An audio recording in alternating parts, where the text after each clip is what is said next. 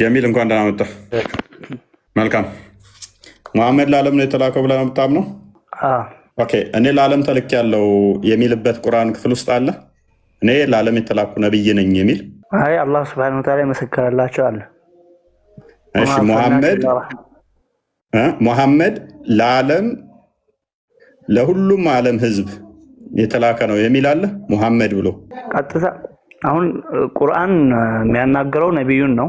ማን ያለ ነብዩን ማን ያለ ሌሎችንም አናግሯል። ቁርአን ውስጥ እንዳናገር አድርጎ ጉንዳንን ጭምር አለ አጋንንቶችንም ጭምር እንዳናገር አለ። አይ ቁርአን የሚወርደው ለነብዩ ነው። ቁርአን የኛው የምትለው አይደለም። አሁን እንደጠየቁህ ማስረጃ አለ ሚላለ ለነብዩ ቁርአን የሚወርደው ለማን ነው ሚላለ የለም። እሺ ምንድነው እሱ? ቀጥል። እሺ መሐመድ ለአረብና በመካ ዙሪያ ላሉት ተልኳል አይደለ? አዎ ተልኳል። ኦኬ በመካና በዙሪያ ላሉት በአረብኛ ለዓለም ነው። ወማ አርሰልናከ ኢላ ረሕመተን ሊልዓለሚን ይላል። ለዓለማቶች እዝነት አድርገን እንጂ አላክንህም ይላል ቁርአን። ታዲያ ምንድነው እሱ እዝነቱ? ለዓለማት እዝነት በምን አገናኘው? ዓለም የሚለው አንጻራዊነት ነው የገባው እዛ ጋር። አንደኛ ዓለም የሚለው ለዓለም ያላቸው እዛ ጋር ዘሆል ህዝብን ዩኒቨርስ እንደዚህ እንትን የሚያካትት ሳይሆን በመካ ዙሪያ ያሉ ህዝቦችን የሚመለከት ነው። ዓለምማ ካልክ ሱራ 2:47 ላይ ለምሳሌ እስራኤል ልጆች በዓለም ላይ የበላይ ናችሁ ብሏል። በዓለም ሰዎች ላይ የበላይ ናችሁ ብሏል። ስለዚህ በዓለም የሚለው ቃል ለሙሐመድ እንደዋለው ዓለም የሚለው ቃል ለእስራኤሎችም ስለዋለ ስለዚህ በሙሐመድ ላይም የእስራኤል ሰዎች የበላይ ናቸው ማለት ነው። የእስራኤል ሰዎች በጊዜያቸው ማን ያለ? አንድ ጥቅስ እስቲ አንድ ጥቅስ። በጊዜያችሁ ነው በጊዜያችሁ ብቻ ነው የበላይ የምትሉት። ምክንያቱም የእስራኤል ሰዎች አሁንም አሉ። ይህን የሚያመላክተው ነቢያችን አለይሂ ሰላቱ ወሰላም ያው የአሁኑ ቁርአን ነው። የለም። ምክንያቱም በደንብ አሰብ የአሁኑን ቁርአን መጣው የለም አትበል እንጂ የአላህ ቃል ማንም ለዋጭ የላትም። ስለዚህ አትለወጥም። ስለዚህ የበላይ ናቸው። ማን? የእስራኤል ሰዎች በዓለማት ላይ የበላይ ናቸው ተብሏል። በሁሉም ላይ የበላይ ከሆኑ ዓለም የምትለው ቃል አንጻራዊ ትሆናለች ማለት ነው። አይ ለሙሐመድ ሲሆን ዓለም ሲባል ሁሉንም ነው። እስራኤላዊ ሲሆን ደግሞ እንቀይረው ኖ አይሰራም። ለሙሐመድ ሲሆን ምክንያቱም ለምን ስለማይሰራው ለምን እንደማይሰራ ታውቃለህ ጀሚል? የኢሳን ተከታዮች እስከ ቅያማ ቀን ድረስ የበላይ አድርጋቸዋለሁ ስለሚል እስራኤላውያን ስለሆኑ እነሱ ደግሞ እስከ ቅያማ ቀን ድረስ ከተባለ እስቲል አሁንም የሚቀጥል ነው ምንነታቸው፣ የበላይነታቸው። ስለዚህ በሙሐመድ ላይ የበላይ ናቸው ማለት ነው። የበላይ ናቸው። ማንኛውም አንተ ብቻ ነው የምታወራው? ሁለቱንም አስረድተውናል። ነቢያችን አለይሂ ሰላቱ ሰላም የዓለም ነቢይ መሆናቸውን ኪታብ በመጻፍ ወደ ዓለም ንጉሶች ኪታብ እየጻፉ በመላክ አስተምሮናል፣ አሳይተውናል የዓለም ነቢይ መሆናቸውን ማለት ነው።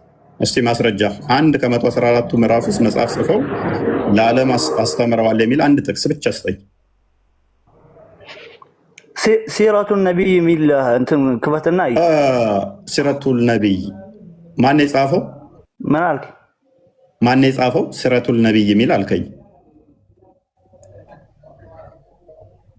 ሲረቱን ነቢይ የሚል መጽሐፍ አለ። እሱን ገብተህ ቁርአን ነው ሐዲስ ነው ምንድን ነው? ማን የጻፈው? ከሰሃቦች ተውጣቶ እዛ ላይ የተቀመጠ ነው። አውጣተው እንደዚህ ብለን እምነታችንን እንታደግ ብለው የጻፉት ነው።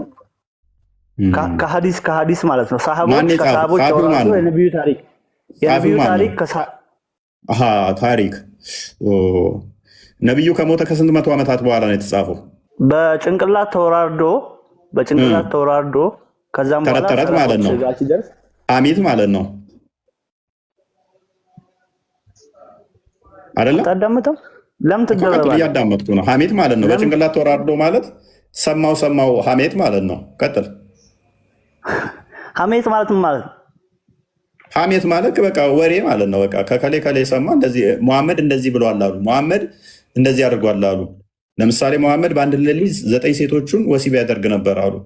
መሐመድ ከሚስቱ ጋር ሳይገናኝ የተገናኘ ይመስለው ነበር አሉ። ይህ ሐሜት ነው። ለምሳሌ ወሬ ነው። የቤት ውስጥ ገመናውን ማነገረ እከሌ እንደዛ ብሎ ሲያወራ ሰምቼ ነው። ሐዲስ እንደዛ ነው። ሲራም ደግሞ ያው ነው። በቃ ትክክል። እንደዛ በወሬ የመጣ ማለት ነው። በወሬ ስልክ እውነተኛ ሰዎች በተናገሩት ማለት ነው። እውነተኛ ሰዎች በተናገሩት እውነተኛ መሆናቸውን በምነው የምታውቀው? እነሱ ነብይ ናቸው። እነኚህ ይህንን ያወሩ ሰዎች ነብይ ናቸው። ሙስሊም በመሰረቱ አይዋሽም በሚለው እናምናለን። አላህን እንኳን መካድ ትችላለህ አይደለም? መዋሸት ሱራ 1606 ላይ ችግር ከገጠመ የሆነ ነገር ከገጠመ አላህን ራሱ መካድ ትችላለህ። ሌላ ቦታ አትሩጥ። ሙስሊም በመሰረቱ አንድ ሰው እውነተኛ ነው ብለን የምናምነው ውሸት ሲገኝበት ብቻ ነው ውሸታም ብለን የምናምነው ሙስሊም ማለት ነው። ጀሚል መዋሸት እንደምችል እኮ እየነገርኩህ ነው። ሱራ 1606 ላይ መከራ ከገጠመ ችግር ከገጠመ አላህንም መካድ ትችላለህ። አንድ አይ ቲንክ ራይድ ሰሊን 249 ላይ ስትሮፍ አጣባሪ ቮሊም 6 ፔጅ 111 ላይ ነብይህም ይዋሽ ነበረ። ስለዚህ ነብይህም ይዋሻል፣ መዋሸትም ተፈቅዶልሃል። ደግሞ በሶስት ነገሮች ደግሞ መዋሸት ተፈቅዶልሃል። ሚስትህን ማታለል፣ በጦርነት ላይ መዋሸት፣ ሰዎች ጣሉ ለማስታረቅ ብለህ ውሸትንም ከፋፍለህ መዋሸት ተፈቅዶልሃል። ሱራ 3 28 ላይ ቋዳም ሱራ 3 28 ሱራ 5 51 ላይ ተፍሲራቶችህ ኢብን ከሲር ምንን አስቀምጦልሃል? ለሰዎች ሙስሊሞችን ተቂያ ማድረግ ክርስቲያኖችን ተቂያ ማድረግ እንድችል ፈቅዶልሃል። ተቂያ ማለት ቅዱስ ውሸት ማለት ነው። ሙስሊሞች ብዙ ካልሆናችሁ ክርስቲያኖቹ በጣም ብዙ ከሆኑ እንዳያጠቋችሁ ምን ታደርጋለህ? ማስመሰል ትችላለህ። በጥርስ እየሳቅ በልብ መርገም ትችላለህ። ቁጥር እስከምበልጣቸው ድረስ ፍቅር እየተጫወትክ ይሄን ማድረግ ትችላለህ ብሎ ነብይ አስተምሯል። ስለዚህ ይሄንን አሁን ያስተላለፉት አዲሱን ማይዋሹ ስለሆኑ አይዋሹም ሰዎቹ ብለን እናምናለን። ማይዋሹ ከሆኑ የዛሬ ስንት ዓመት ትክክል ናቸው የተባሉ ሲራዎችና ሀዲሶች እኮ አልባኒ መጥቶ አሁን ዳኢፍ ብሏቸዋል። ከዘመኑ ጋር ሌድ ሲሉ ሰዎቹ ማይዋሹ ከሆኑ የተላለፉት ጽሁፎች ሁሉ ትክክል ከሆኑ አልባኒ የሚባል ትናንትና የመጣ ሰውዬ ጥናት አጠናና ይሄን ዳኢፍ፣ ይሄን ሳሂህ፣ ይሄን እያለ እኮ ከጊዜው ጋር ማሄዱትን ዳኢፍ ብሏቸዋል። ስለዚህ አትልፋ ብዙ አሁን አንተ ስለ ሰነድ እያወራ ነው። ስለ ሰነድ እኮ ምን የምታውቀው ነገር የለም። እስኪ አንተ የምታውቀውን ንገረኝ። አሁን ለምሳሌ አንተ ስለ ሰነድ ማታውቀው ነገር ዝም ብለህ በማታውቀው ነገር የገባ ነው። አሁን ለምሳሌ አንድ ሐዲስ ضعيف ሊባል ወይንም መውዱዕ ሊባል ወይንም ደግሞ ወደ ሐሰን ደረጃ ሊወረድ ምንድነው መስፈርቱ? ጎበዝ እነኚህ መስፈርቶች አላህ ያውቃቸዋል። እኔ የጠየኩህ መልሳ አንተ ታውቃለህ። ንጽጽር አቆማለሁ እኔ ና ስለ ሰነድና ስለ ዳኢፍ መውዱ ፋኺህ የሚባሉት ነገር አላህ ያውቃል በቁርአን ውስጥ አስቀምጧል ካልክ እኔ ንጽጽር አቆማለሁ። አላህ ማያውቅ ከሆነ ደግሞ አላህ ምን ብሏል? ሱራ 1689 ላይ ቁርአኑ ግልጽና የተብራራ አንድም ነገር እንዳላስቀረ ሱራ 6 114 ላይ ሱራ 12 111 ላይ ግልጽና የተብራራ አንድም ነገር ሳያስቀር ሁሉን እንደገለጸ ተናግሯል። ስለ መረጃዎች እንኳን አላህ አቅም ዳኢፍ ሳሂህ ግሬዶችን እንኳን ዋና የእስልምና አሁን የምትመሩበት ፒላር ብላችሁ ያዛችሁባቸውን ግሬድ የሰጠችሁባቸውን እነሱን እንኳን አያውቅም አላህ ማለት ነው። ያውቃል አያውቅም? አላህ ያውቃል። አንድ ማስረጃ ብቻ ስጠኝ። አላህ ሱብሓነሁ ወተዓላ ምን ይላል? አንድ ማስረጃ ብቻ ጥቀስ። ወኢን ጃአኩም ፋሲቁን ቢነበኢን ፈተበየኑ ይላል። ክፈተው። የሆነ ሰላም የሆነ ሱራውን አላስታውሰውም። ከፍትላለሁ ካላመንከኝ። እሺ ፈስረው። እኔ አሁን የጠየኩ ቆይ እኔ የጠየኩ ምንድነው?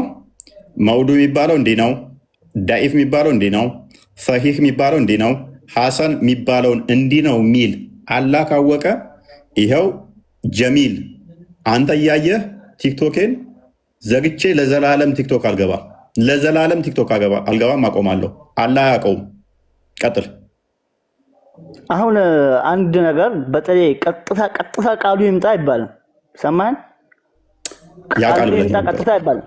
እንደዚህ ካልክ በእናንተም ብዙ አይነት ቀጥታ ቃል ይመጣል። ለምሳሌ ኦልራይት፣ ችግር የለውም ኦኬ የእምነት መመሪያ ቀጥታ አማርኛ መጽሐፍቶችን ቃል ግሬድ ይምጣ ይባላል። የሰጠህበትን ና አዳምጥ። አላህ አያውቀውም፣ ሙሐመድ ያውቃቸዋል። አላህም ሙሐመድም ያውቀው ይችላል። ከነሱ የወጣ አይደለም። ማስረጃ አንጣ ስልህ አታመጣም። ቀጥታ የለም ይኸው ምናምን እና ትለኛለህ። ፕሊስ አዳምጥ፣ ልነግርህ እኮ ነው። አዳምጥ፣ ልነግርህ እኮ ነው። አዳምጥ፣ አዳምጥ። ማስረጃ የለህም። ሙሐመድም አያውቃቸውም፣ ሰሃቦቹም አያውቃቸውም። አላልኩም ሙሐመድና አላልኩም አላልኩም። ፕሊስ በቃ ይበቃል። ሰሃቦቹም አያውቋቸውም፣ ሙሐመድም አያውቀውም። ትናንትና የመጡ ናቸው። ይህንኛው እስልምናን ስለሚያሰድብ እንዲህ እያልን እናስወግድ። መሐመድ ያደረጋቸው ነገሮች አሳፋሪዎቹን እንቀንሳቸውና ዳኢፍ እንበላቸው። በየጊዜው አብዴት ያደርጋል እስልምና፣ እንደዛ ነው። ስ ፓራፍሬዝ አድርገው አንድ ፈጥረ እያወራ ያለው እኔ አሁን አያውቃቸውም ብዬ ይበቃል። መረጃ እኮ ጠየቅኩ አታመጣም። ስለዚህ ይበቃል። አንድ ጅብ ለሚታርግ በቃ ጊዜ አትግደል።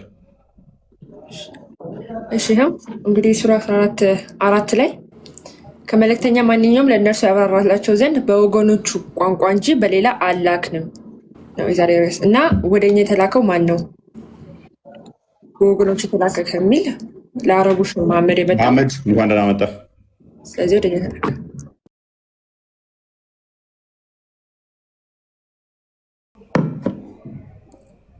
መሐመድ አልሐምዱሊላህ ደግመህ ገብተሃል። እፎይ አላህ የወደደውን ያቀናል የወደደውን ያጠማል የሚለው ከምን አንጻር ነው? ዝም ብሎ ነው የሚያጠም ወይስ በምን ምክንያት? ምክንያቱም ሱራ 7 179 ላይ አብዛኞቹን ለገሃነም ስለፈጠረ የግዴታ ገሃነም የሚገቡት ደግሞ መጥመም አለባቸው። ስለዚህ እነሱን ገሃነም ለመክተት ማጥመም ግዴታው ስለሆነ፣ ምክንያቱም ኢብሊስን ራሱ ያሳሳተው ራሱ ስለሆነ ማለት ነው። ኢብሊስን አሳሳተው ገሃነም ከተተው። ከዛ ኢብሊስ እና አላህ ተነጋገሩ። እኔን ስላጠመምከኝ እኔ ደግሞ አጠማቸዋለሁ አለው። አስቀድሞ ኢብሊስን ምን አደረገው? አጠመመው አላህ። ከዛ በኋላ ኢብሊስ ደግሞ ሰዎችን እንዲያጠም ፈቀደለት ማለት ነው። ለምን? ሱራ 79 ላይ አብዛኞቹን ለገሃነም ስለፈጠራቸው ማለት ነው። እንደዚህ ያልክበትን የዋሸ ነው ታመጣልኛለህ? አብዛኞችን ለጀሃነም ፈጥሮ የሚለው 79ን ክፈችለት። ክፈት አዳምጥ። ግን አንተ ያልከው አብዛኞችን ነው ያልከው። በኋላ እንዳትቀይር እችን ቃልህን። ጭቅጭቃ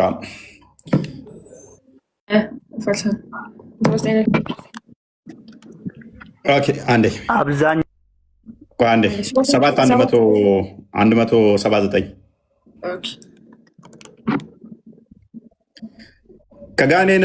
ከጋኔንም ከሰዎችም ብዙዎችን ለገሃነም በእርግጥ ፈጠርን። አላህ ለምንድን ነው የፈጠራቸው? ለገሃነም ነው የፈጠራቸው። ምን ሊያደርጉ?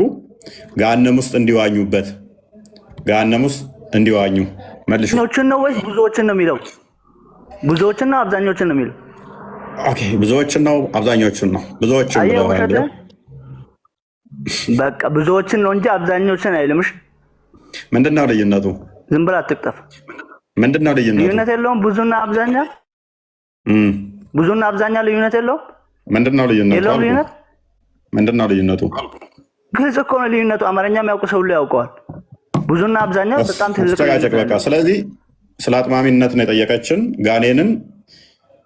ከጋኔንም ከሰዎችም ባይዘ አብዛኞቹን ሳይሆን ሁሉንም ገሃነም ይከታችኋል። ሶሪ መርዶ ስነግርህ ጀሚል፣ አብዛኞቹን ብቻ አብዛኞቹ የሚለው ነው የከበደ አይደለ? ሁሉንም ብልም እንኳን ስህተት አይደለም። ምክንያቱም ገሃነም ገብተህ ተቃጥለህ ስለምትወጣ ማለት ነው። ተቃጥለህ ስለምትወጣ ፓኒክ አታደርግ። ሱራ 1971 አንብብ። ገሃነም ገብተህ ምወጣ ስለሆነ ገሃነም ገብተህ ለመቃጠል አትቸኩል። በደንብ አስተውሉ። ስለ አጥማሚነት ነው የጠየቀችኝ። ሱራ 15 ፕሊስ አዳምጥ። ውሸት እያወራህ ከስርን 1539 አንዴ ክፈችው። 1539 ይሰማሻል? ኢብሊስን ራሱ ያጠመመው እሱ ነው፣ ያሳሳተው።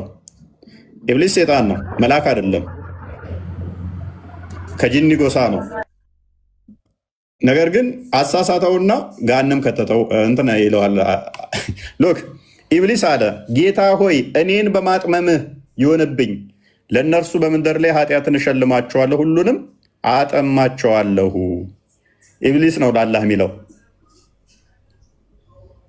ኢብሊስ ነው ለአላህ የሚለው። ምን አለው? በደንብ አስተውሉ። አንዴ ዝቅ አድርጊው። ኢብሊስ አላህን ምን አለው? ጌታዬ ሆይ አንተ እኔን አጥመሃል፣ እኔ ደግሞ ሰዎችን አጠማለሁ ሲል አልተከራከረም። አለ አላጠመምኩም፣ አንድም ቦታ አላለም። አንተ እኔን አሳስተሃል፣ እኔ ደግሞ ሰዎችን አሳስታለሁ አለው። እንዴት ነው ያሳሳተው? ሱራ 18:50 ነው ይክፈችልኝ። ኢብሊስ የጂኒ ጎሳ ነው፣ መልአክ አይደለም። መላእክቶችን ስገዱ አላቸው። ማ አላህ። ኢብሊስ አልታዘዘም። ከዛ እንዴት አልሰገድክም ብሎ ኢብሊስን ማለት ነው። ለመላእክትም ስገዱ ባለ ጊዜ አሳንሹ። ለመላእክትም ስገዱ፣ ለመላእክትም ለአደም ስገዱ ባልናቸው ጊዜ የሆነውን አስታውስ። ወዲያውኑ ሰገዱ፣ ኢብሊስ ብቻ ሲቀር። ስገዱ የተባሉት እነማን ናቸው? መላእክቶች። ለመላእክት ስገዱ ባለ ጊዜ የሆነው ወዲያውኑ አስታውስ። ሁሉም ሰገዱ መላእክቶች። ማን ሲቀር? ኢብሊስ። ኢብሊስ ብቻ ሲቀር ከጋኔን ጎሳ ነበረ። ኢብሊስ አልታዘዘም። ጋኔን ከሆነ መልአክ ስላልሆነ ስገዱ የተባሉት መላእክቶች ናቸው። ከዛ አጭበረበረውና ለምን አልሰገድክም ብሎ ገሃነም ትገባታለህ። ለምንድነው ስገዱ የተባሉት? ሱራ 2:33 አንዴ ክፈችልኝ።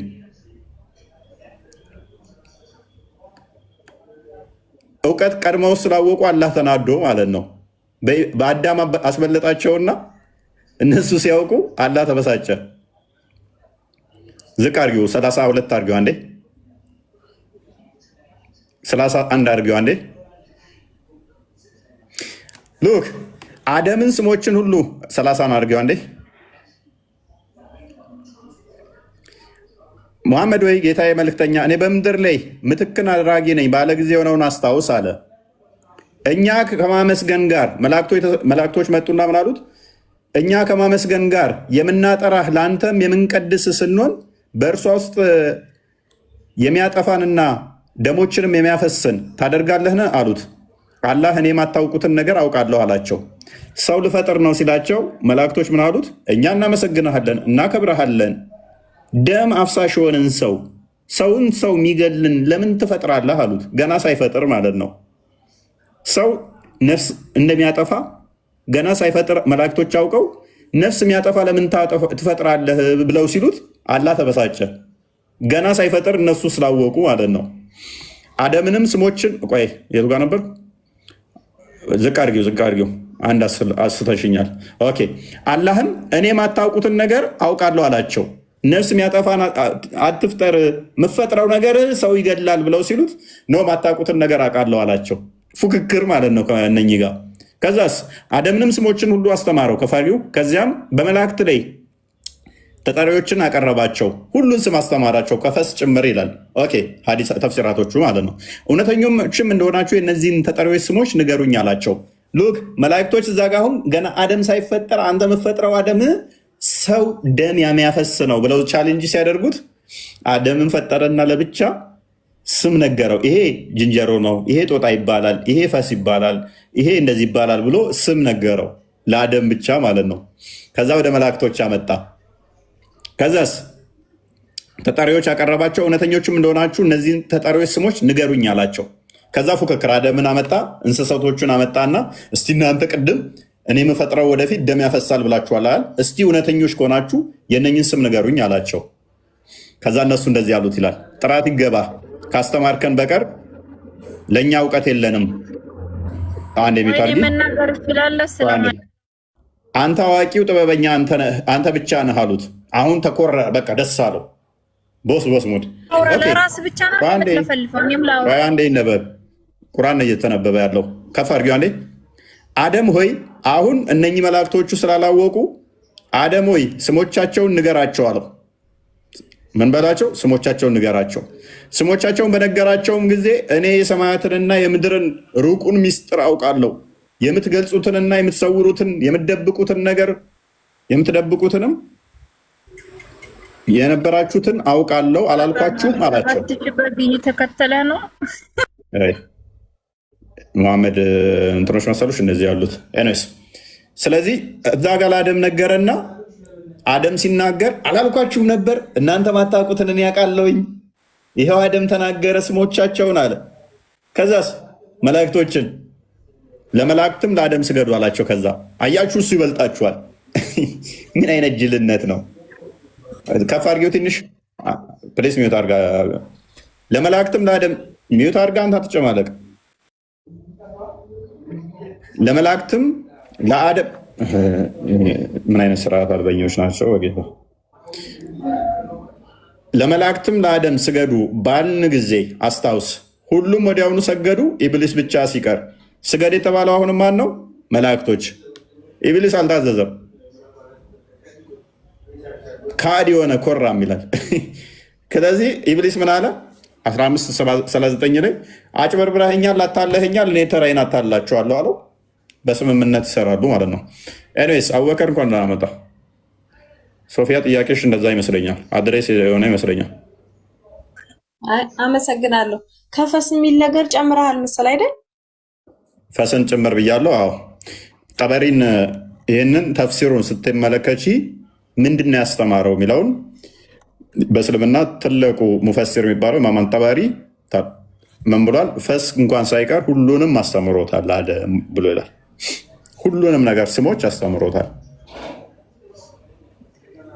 ሙፈሲሮች አሏችሁ ታውቂያለሽ። ተናግሬያለሁ እዛው ላይ ከሰማች ተፍሲሮቻችሁ ላይ ምንድነው ያስተማረው የሚለውን ፈስ እንኳን ሳይቀር እንዳስተማረው አስቀምጠዋል ብዬሻለሁ። ዛሲት ቤኒ እንኳን ደህና መጣ። አንድ የሄዱበት መጣው።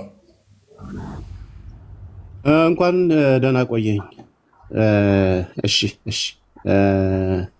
ሁላችሁንም ሰላም ብያለሁ። ቤላይ ሁላችሁንም። እሺ የገባችሁ ካላችሁ ቅድም የገባው ልጅ ሙስሊም አይዋሽም ያለው ልጅ እንደው የሚገርም ነገር ነው። እዛችሁ ጋር ለመናገር አንድ ነገር ብቻ ሙስሊሞች እንደሚዋሹ በሀዲሶቻቸው ማወቅ ይቻላል። ለምሳሌ ይሄ ሙስሊም ይዋሻል ብለው ያን ሀዲስ ዳይፍ ያደርጋሉ። ይሄ ሙስሊም ቀጣፊ ነው ብሎ ሞዱ ያደርጋሉ። እና ሙስሊሞች ይዋሻሉ። በአደባባይ ላይ አትዋሹ፣ እንደዚህ አይነት ነገር አትናገሩ።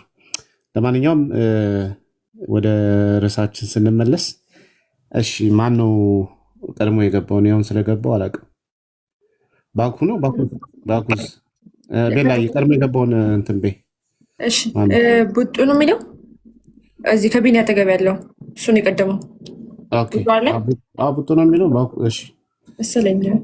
እሺ ማይክን አንሳ እና ሱረቱ ኢብራሂም ላይ ያለው እሺ ይሰማል? አዎ እየሰማ ነው። ሱረቱ ኢብራሂም ላይ 14 ላይ አላህ እየሰማ አላህ በገዛ ወገኑ ነው እንጂ በሌላ ቋንቋ አንልክም ይላል። ስለዚህ ለኢትዮጵያ የተላከው ነቢይ ማን ነው? ሁሉም ሰው በገዛ ቋንቋ ነው ነቢይ የሚላክለት ስላለ ለኢትዮጵያ የተላከው ነቢይ ማን ነው? ወደ ኢትዮጵያ የተላከው ነቢይ ማን ነው? ማይክን አንሳና መልስ። ግን ምን እያልክ ነው? አልሰማኸኝም? አልሰማሁም። እሺ ስማ፣ እፉዬን መጠየቅ ጥያቄ አለ። አንድ ጥያቄ ቆይ ትጠይቀዋለህ፣ ችግር የለም። ርዕሱ ላይ ትንሽ ሂድበትና ትጠይቃለህ። በሱረቱ ኢብራሂም ቁጥር 4 አይደለም እኔ የሆነ ጥያቄ ጠይቄ መልስን ካገኘው ወደ እናንተ መለሳለሁ፣ ካላገኘው ችግር የለም። ያንተን ጥያቄ ሳይሆን የነን ጥያቄ ቀድመ መለስ። ቆይ ትጠይቃለህ። እንትን አለን አይደለ?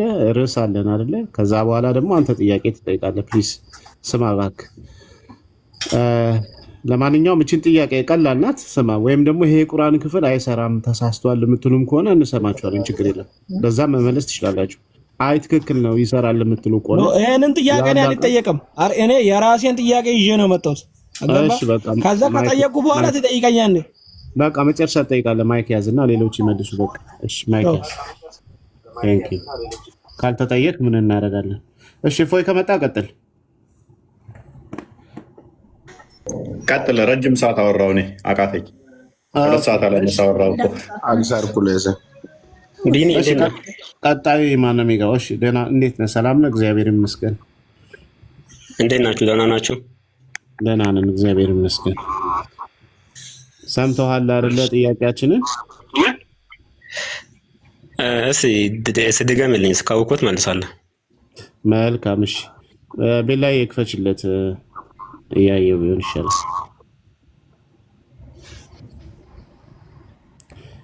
እሺ ይሄን ክፍል አንብበው እስቲ። ሱረቱ ኢብራሂም ላይ ያለ ንባብ ነው። አንብበው እስቲ። ወማ አርሰልና አረብኛ ወደ ጎን አድርጊ ውስጥ። እሺ አረብኛ አድርጊለት፣ ወደ ጎን አድርጊ። ወማ አርሰልና ሚን ረሱልን ኢላ ቢልሳን ቀውሚሂ ሊዩበይነ ለሁም ወዩድልላሁ ማ የሻኡ ወየህዲ መን የሻኡ ወሁወል አዚዙል ሐኪም ይላል ነው። መልእክተኛን አላክንም በወገኖቹ ቋንቋ ቢሆን እንጂ አላክንም። በወገኖቹ ቋንቋም ደግሞ የላክንበት ምክንያት ለወገኖቹ መልእክቱን በግልጽ እንዲያብራራለት በወገኖቹ ቋንቋ ነው የላክነው። ከዛ ውጪ አላክንም ይላል። አዎ ከዛ አላህ የሚሻውን ያጠማል የሚሻውን ደግሞ ያጠናል ይላል። እሺ ለማንኛውም ጥያቄያችን ነቢያት እንደዛ አይደለም የሚለው ፈዩድልላሁ ማየሻው ነው ማለት ፈዩድልላሁ ማየሻው። እሺ ቀጥል። ጥያቄ ምንድን ነው? ችግር የለም እሷ ጋር አይደለም አማርኛው ትርጉም ስላለ እሷ አያከራክረንም። ለማንኛውም ጥያቄያችን ምን መሰለው ወንድማችን፣ እንግዲህ በዚህ ቁርአን መሰረት አላህ ወደ ሰዎች የሚልከው ነብይ በወገናቸው ቋንቋ ነው። ወይም ለምሳሌ አማርኛ ተናጋሪ ከሆነ አማርኛ የሚናገር ነብይ፣ እንግሊዘኛ ተናጋሪ ከሆነ ህዝብ ከሆነ እንግሊዘኛ የሚናገር ነብይ ነው። ይሄ እንደማያደርገው ለምንድን ነው? በደንብ መልእክቱን እንዲያብራራላቸው እንዲገባቸው ማለት ነው። በዚህ መሰረት እኛ ጥያቄያችን ለኢትዮጵያ የተላከው ነብይ ማን ነው? ወደ ኢትዮጵያ የተላከው ነብይ ማን ነው? እሺ ቴንክ ዩ። አንደኛ ነገር ይሄ ቁርአን በሚወርድበት ጊዜ ኢትዮጵያ የምትባል ሀገር አለች ወይ? አንደኛ ይሄ ነው። ሁለተኛ ደግሞ ቁርአን ምን ይላል መሰለ?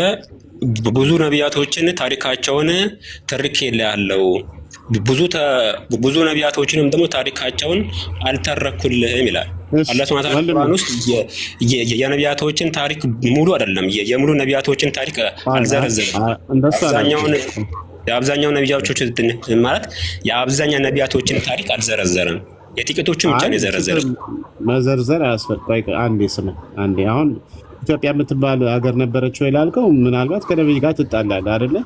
መሐመድ ከመካ ወደ መዲና ሲሰደድ እኮ ተከታዮቹን ወደ ሀበሻ ሀገር ወደ ኢትዮጵያ ሄዱ ነው ያለው። ኦኬ። ስለዚህ ኢትዮጵያ የምትባል ሀገር እንዳለች ይታወቃል። አሁን እዚህ ክርክር ውስጥ አትግባ። አሁን ጥያቄው ይሄ የቁርአን ክፍል የሚሰራ ከሆነ ትክክል ከሆነ ወደ ኢትዮጵያ የተላከው ነብይ ማን ነው? ምክንያቱም ለገዛ ወገኖቹ ልከናል ብሎ ስለሚናገር ማለት ነው። ማን ነው የሚለውን መልስ። የነቢያቶችን ታሪክ በሙሉ ቁርአን አልዘረዘረም ብዬ ነግሬሃለሁ። ቁርአን ታሪካቸውን ያልዘረዘርኩልህ ነቢያቶች አሉ ይላል። ኦኬ። ስለዚህ አይታወቅም ነው፣ በአጠቃላይ አይታወቅም ነው እኮ ቁርአን ታሪካቸውን የዘረዘርኩልህ ነቢያቶች እንዳሉ ሁሉ ታሪካቸውንም ደግሞ ያልዘረዘርኩልህ ብዙ ነቢያቶች አሉ ይላል። በቃ ቴንክ ችግር የለም። እሱን እሺ ያዘውና በቁርአን ውስጥ ባይዘረዘር ለምሳሌ ለኢትዮጵያ ነብይ ከተላከ የኢትዮጵያ ሰዎች ያውቃሉ፣ ሁላችንም አንተም ታውቃለህ ኢትዮጵያ ከሆንክ በታሪክ የሚተላለፍ ስለሆነ። ስለዚህ ከዛ አንጻር ለኢትዮጵያ የተላከ ነብይ ይሄ ነው ብለህ ንገረኝ። ይሄ ነብይ ለኢትዮጵያ ተልኳል ተብሎ ታሪኩ የተቀመጠ ነብይ የለም እያልኩ ያለሁት ቁርአን ላይ ባይነገርም ማህበረሰቡን ህዝብ ውስጥ ካለ ድረስ በዛ ህዝብ ውስጥ የተላከ ነብይ መኖሩ ይታወቃል። መልስ ደስ ይለኛል። ቆይ ትመልሳለህ አንዴ ፕሊዝ። እሺ ትመልሳለህ፣ ችግር የለም። ኦኬ ወንድሜ ሰማኸኝ? ቁርአን ሁሉንም አልዘረዘረልንም አልከን። እሺ ልስማማልህ አልኩ።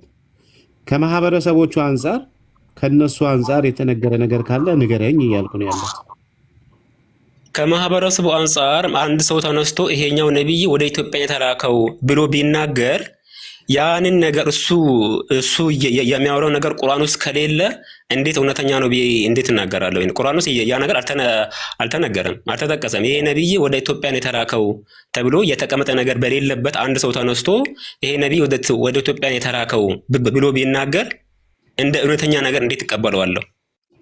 እሺ ኦኬ። ስለዚህ አሁን ይሄ ቁርአን ክፍል አይታወቅም አይተረጎምም እያልክ ነው። ምክንያቱም ከእስራኤል ውጭ እና ከአረቦች ውጭ የተላከ ነብይ ያለ በቁርአን መሰረት ታውቀዋለህ። ቁርአኑ የሚገልጸው ለእስራኤልና ለአረብ ብቻ የተላከ ነብይ እንዳለ ነው የሚገልጸው አይደለ? አይደለም ማለት ለየትኛውም ህዝብ ነብይ ያልተላከለት ህዝብ የለም ይላል። ለሁሉም ህዝብ ነው የምትመሰክረው ወንድሜ። ስማ አሁን ናሬሽኑ ንግግሩን አይደለም እያልኩ ያለው አንተ ልታረጋግጠው የምትችለው ለየትኛው ህዝብ የተላከ ነው ማረጋገጥ የምትችለው ለዚህ ህዝብ ይሄው ተልኳል ብለህ የምትለው ለማን ነው? እሺ በቁርአን መሰረት ማለት ወደ ሰሙድ ተልኳል፣ ወደ አድ ተልኳል። ወደ ሰሙድ ማን ነው? ህዝቦቹ ማን ናቸው? እሺ ንገረኝ። እዛ አሁን ወደ ኢራቅ አካባቢ ምናምን የድሮ የጥንት ሰዎች ናቸው። ወደ ኢራቅ ነው ማስረጃ። ቆይ ሰሙድ ማን ነው? የሰሙድ ህዝቦች ማን ነው የሚለውን በማስረጃ ከፍተህ በማስረጃ አሳየን። አሁን እኮ ይሄን ጥያቄ ተጠይቀኛለህ ብዬ ይሄንን ነገር ማስረጃ ይዤ አልመጣሁም እኮ። ይሄን በማስረጃ ለምን ገባ? በቀጠሮ ምናምን ነው። አሁን እዚህ ጋር መማር ነው አይደለ? ኦኬ እኮ ማስረጃ ካልሰጠን ታዲያ እኛ ለምን እንዴት እንቀበላለን? ያንተን ቃል አምነን እንዴት እንቀበላለን? ስለዚህ አሁን ማስረጃ የሌለው ነገር አትናገር ማለት ነው። ካለ ማስረጃ ይኸው ብለህ ክፈት። ባይዘዌይ ቁርአኑ የሚናገረው ነገር ባይዘዌይ ቁርአን ምን ይላል መሰለ? ቁርአን ግልጽ ሆኖ የተብራራ ለሁሉ ነገር አብራሪ ነው ይላል። አንተ ደግሞ የተብራራ አይደለም እዚህ ውስጥ ያልተገለጸ ነገር አለ እያልክ ነው። አንደኛ እኔ አይደለም ያልኩት ቁርአን ራሱ ነው የሚለው እንጂ እኔ አይደለም። ቁርአን ራሱ በሱረቱ ኒሳ ላይ ምዕራፍ 170 ምናምን 78 ወይ 74 75 አካባቢ ታሪኮቻቸውን ያልዘረዘርኩልህ ብዙ ነቢያቶች አሉ ይላል። ብዙ ነቢያቶች አሉ ይላል። ታሪካቸው ስለዚህ ቁርአን ውስጥ ይጋጫል ማለት ነው። እሺ በጣም ጥሩ። ቁርአን ውስጥ ይጋጫል ማለት ነው። በዚህ ቁርአን ውስጥ ያልተዘረዘረ ነገር ምንም የለም፣ ሁሉ ነገር ተዘርዝሯል ብሎ ይናገራል። እንዴት አደርጓለሁ ታዲያ?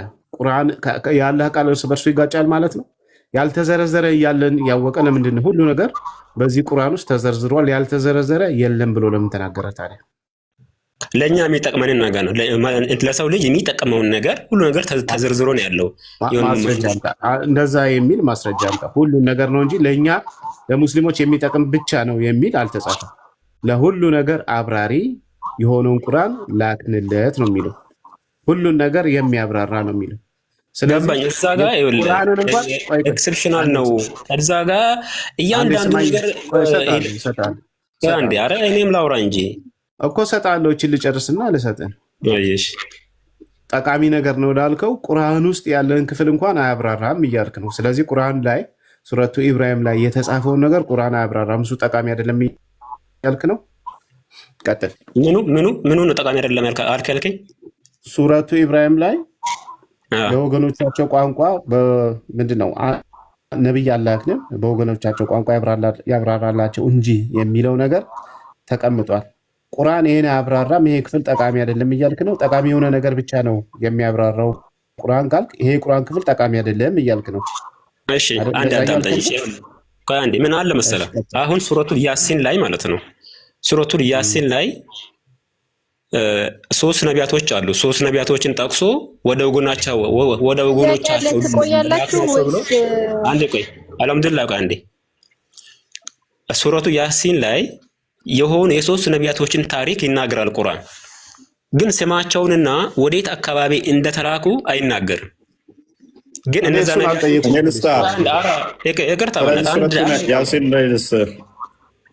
እኔ ልስጥ በቃ ነው። እንዴት ነው እሱ እንትና ምን ይሻላል? ሰውዬ ጨርስና እናንተ ትቀጥላላችሁ። እቺ እንደጨርስላችሁ ነው ማለት ነው። ቆይ አንዴ ሱረቱል ያሲን ላይ የሶስት ነቢያቶችን ታሪክ አንዴ ቆይ ዑመር ቆይ የሶስት ነቢያቶችን ታሪክ እዛ ጋር ይናገርና ወዴት እንደተላኩና ስማቸው ማን እንደሆኑ አይናገሩም። ተፍሲር ላይ የተወሰኑ ነገሮች እንትናቸው ቢባልም ማለት ነው። ግን ቁርአን ላይ በግልጽ እንትን አላለም። ምክንያቱም እነዛ ነቢያቶች እነማን እንደሆኑ ስማቸው አይጠቅመንም። ወዴት እንደተላኩ ማወቁም አይጠቅመንም። የሚጠቅመን ምንድነው? ታሪካቸው ነው። ከህዝቦቻቸው ጋር የነበራቸውን ግንኙነት ወይም ደግሞ መስተጋብር ምን እንደሆነ ይተረክልናል። እዛ ላይ ጥቅም ስላለ እዛ ላይ ዋና መልእክቱን ብቻ ነው እንደሚለን ማለት ነው። ስለዚህ ተፍሲሮችና እንትኖች ላይ ያሉት ኢሬሌቫንት ጥቅም አልባ ናቸው እያልከን ነው። ተፍሲር ላይ ያለ ቁርአን ላይ የለም ስለማይጠቅሙን። በዚህ ከቁርአን ጋር ተጋጭተሃል። ሱረቱ ዩኑስ 61ኛውን አንዴ ክፈችልኝ። 10:61 አንብበው ሲን ክፈል። ወማ ተኩኑ ፊ ሸይን ሙሐመድ ሆይ በማንኛውም ነገር ላይ አትሆንም፣ ከእርሱም ከቁርአን አታነብም፣ ማንኛውንም ስራ አንተም ሰዎቹም አትሰሩም። በገባችሁበት ጊዜ በእናንተ ላይ ተጠባባቂዎች ብንሆን እንጂ በምድርም ሆነ በሰማይ የብናኝ ክብደት ያክል ከጌታ እውቀት ከፍ አይቀርም። ከዚያም ያነሰ የተለቀም የለም በግልጽ መጽሐፍ ውስጥ የተጻፈ ቢሆን እንጂ ይላል። የብናኝ ክብደት እንኳን የሚያህል ቢሆን ብናኝ እንግዲህ ምንም አይከብድ ማለት ነው። ያልተጻፈ ምንም ነገር የለም ይላል። ታዲያ እነኚህ ነቢያቶች እንደ የብናኝ ያህል እንኳን ጥቅም የላቸውም እያልከን ነው መረጃቸው? እዚህ ጋር መጽሐፍ የተባለው ምንድን ነው? መዝገብ ወይንም ዲያሪ አይደለም። እዚህ ጋር ከዚያም ያነሰ የተለቀም ቢሆን በግልጽ መጽሐፍ ውስጥ የተጻፈ ቢሆን እንጂ እያለ ያለው እዚህ ጋር መጽሐፍ የተባለው የተኛውን መጽሐፍ ነው እኔ ጠየቅኩ ያለሁት። ሙሐመድ በል ተብሎ መቼም ተውራት ወይም ዘቡር አትለኝም። ኤኒዌይስ በደንብ አስተውል። አይደለም ይሄን ነገር እቺን ነገር ነው እባክህ እቺን መልስልኝ እባክህ። የተኛውን መጽሐፍ ነው እዚህ ጋር በየትኛው መጽሐፍ ነው ውስጥ ይሄ ነገር የተጻፈው? በየትኛው መጽሐፍ ውስጥ ነው? ግልጽ መጽሐፍ ተብሎ የሚጠራ የትኛው ነው? ግልጹ መጽሐፍ ተብሎ የሚጠራ የትኛው ነው? አጠይቀኝ። ኧረ ይሄን መልስልኝ። እዚህ ጋር መጽሐፍ የተባለው የተኛው መጽሐፍ ነው? ቁርአን። ያው ክፍሉ እኮ ቁርአን ይላል። ትንሽ ዝቅ አድርጊለት። አንብበኸው አታውቅም? ሙሐመድ ወይ በማንኛውም ኧረ በእናትህ ተው በእናትህ በማንኛውም ነገር ላይ አትሆንም ከእርሱ ከቁርአን ሌላ መጽሐፍ ተጠቅሷል እዚህ ክፍል ላይ እኮ። እዚህ ቁርአን ውስጥ የተጻፈው ታሪክ የት ላይ ተጽፏል ነው የሚለው? ግልጽ በሆነ መጽሐፍ ውስጥ ቁርአን ላይ የተጻፈው መጽሐፍ ቁርአን ላይ የተጻፈው ታሪክ የት ተጽፏል?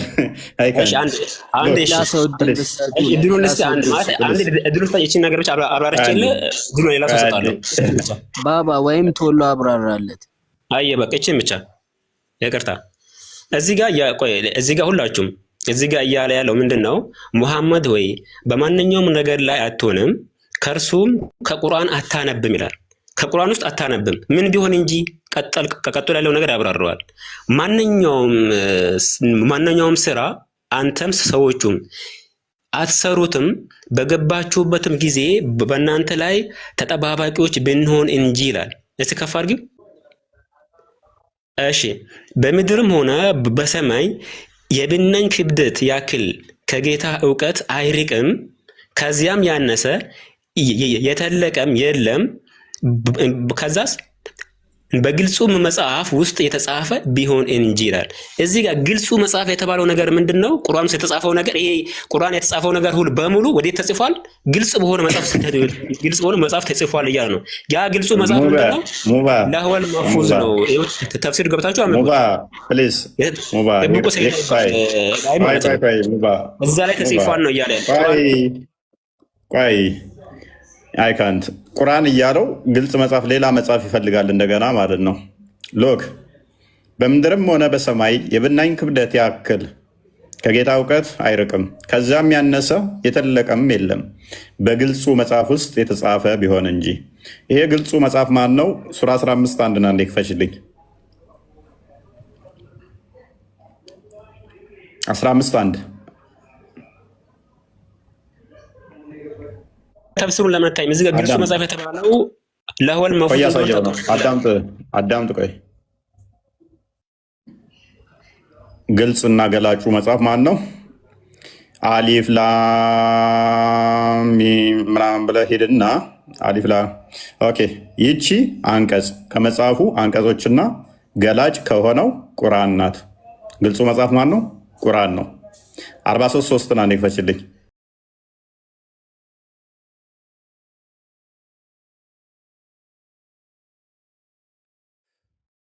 ገላጭ በሆነ መጽሐፍ እምላለሁ እኛ ታውቁ ዘንድ አረብኛ ቁርአን አደረግ ነው። ማን ነው? አረብኛ መጽሐፍ ቁርአን ነው። ኤኒዌይስ ኡመር ቀጥል። ይበቃሉ ሙዋባ። ኧረ እንዴ ይሄን ሀሳብ አልሰጥም ባነሳው ላይ ይበቃል። ምንም የምታውቀው ነገር የለም እኮ። ግልጹ መጽሐፍ ማን ነው? ማስረጃ ሰጠ ነው። እዛው ላይም ቁርአን ይለዋል። ገላጭና ግልጹ ቁርአን ነው። ቀጥል። ጥያቄ የምትጠይቀኝ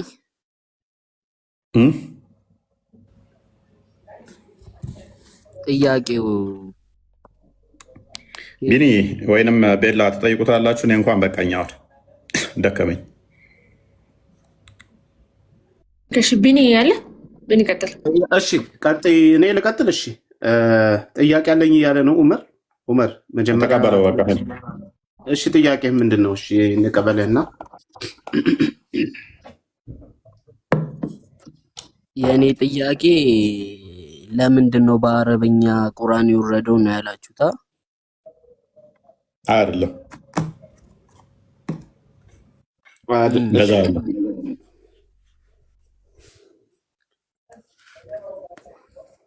እኮ ጥያቄያችሁን አብራሩልኝ። እኛ ላይ ጥያቄ ካለ ጠይቅ፣ እድሉን ሰጠነ። የአንተን ጥያቄ የኛ ጨረስን። በቃ ዘጋን ፋይት።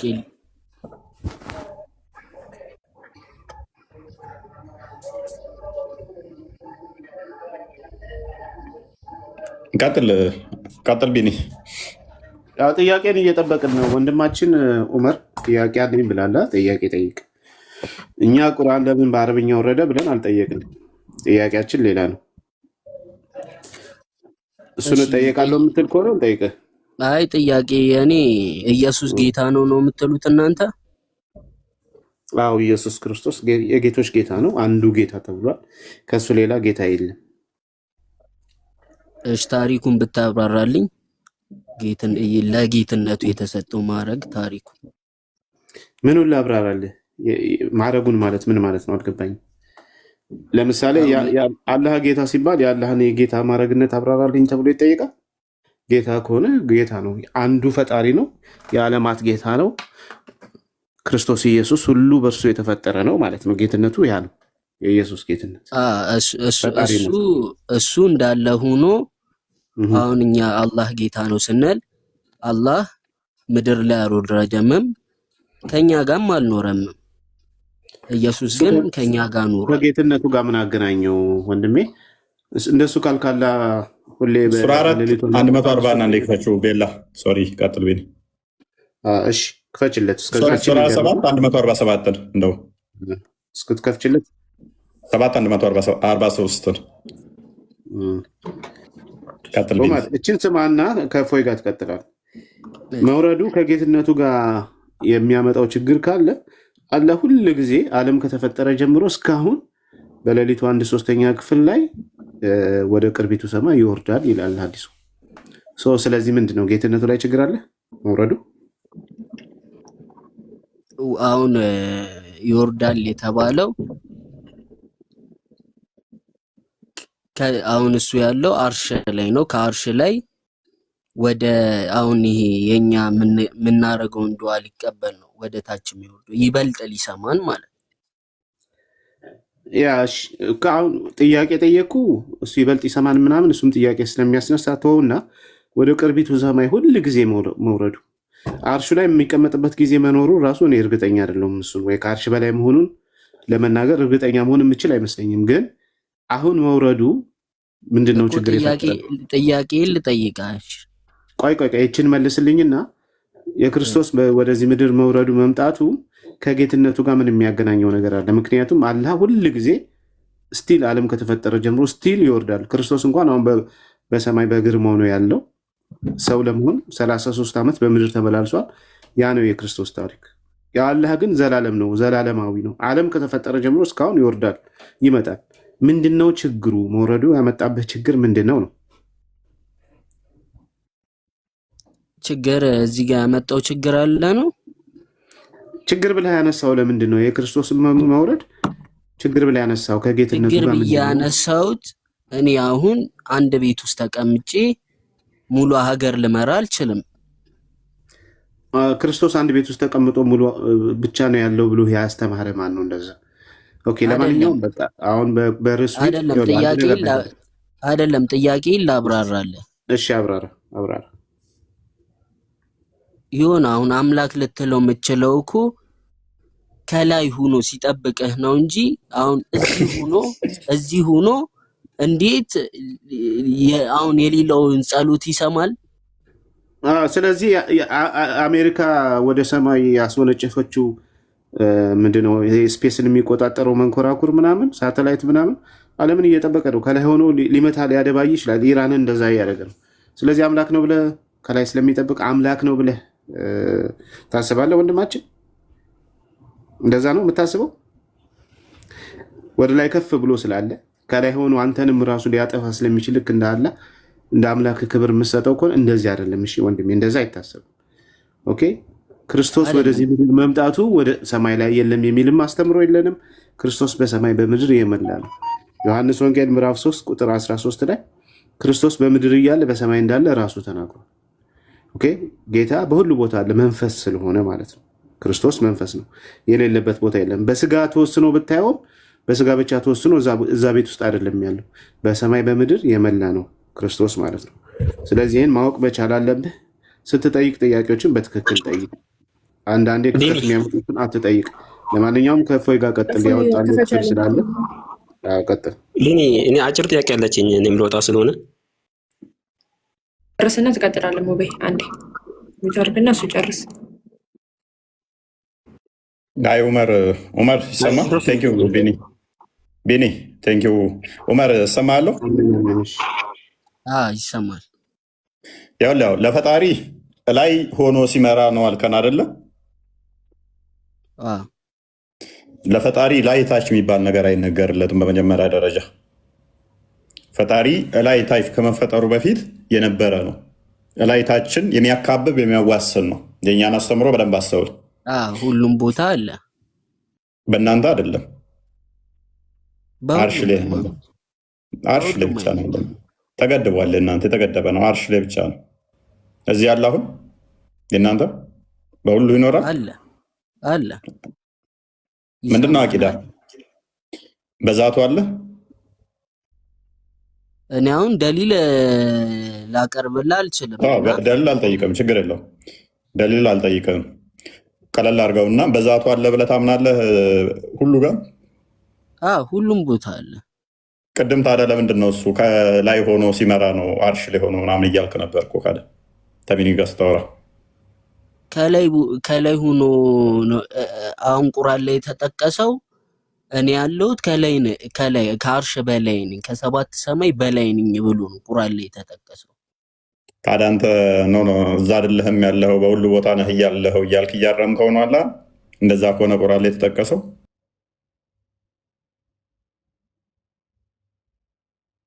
አሁን እዚህ ጋር ላብራራልህ አልችልም፣ ግን ሌላ ቀን ተዘጋጅቼበት በመጣ ልነግርህ እችላለሁ። እሺ መልካም። ሱረት ጣ 5ኛው አያ፣ ሱረት ዩኑስ አይ ቲንክ 5 ሱራ 7 54 አላህ ከአርሽ በላይ እንደሆነ ታምናላችሁ። አራማን ወላ አርሽ ስተዋ ብላችሁ ታምናላችሁ። ገድባችሁታል። እላይ ታች የሚባል ነገር የለም በሳይንሱ። ይህንን ሳይንሱ በደንብ የምታውቁ በሁሉም ቦታም አለው ብሎም ቁርአን ላይ ተጽፏል። አይ ችግሩ ደግሞ በሁሉ ቦታ ካለ አላህ የሚታይ ስለሆነ መንፈስ ስላልሆነ የት አለ ብዬ ጠይቃለሁ። ሁሉ ቦታ አለ ካልከኝ የት አለ እዚህ ጋር አላህ ለምሳሌ? ምክንያቱም መንፈስ አይደለም። ያላችሁበት እሰማችኋለሁ። ቁርአን በሁሉም ቦታ አለ የሚለው ይኸውልህ በእውቀቱ ነው እንጂ በዛቱ አይደለም። እሺ አንድ እዚህ ጋር እንድታውቅ የሚፈልገው ነገር ይኸውልህ አላህ ሱብሓነሁ ወተዓላ በህልውና ደረጃ በዛቱ ከአርሽ በላይ ነው ያለው። ግን ደግሞ በመለኮታዊ ባህሪው ደግሞ ሁሉም ቦታ አለ። በማየቱ፣ በመስማቱ፣ በመለኮታዊ ባህሪው ሁሉም ቦታ ነው ያለው።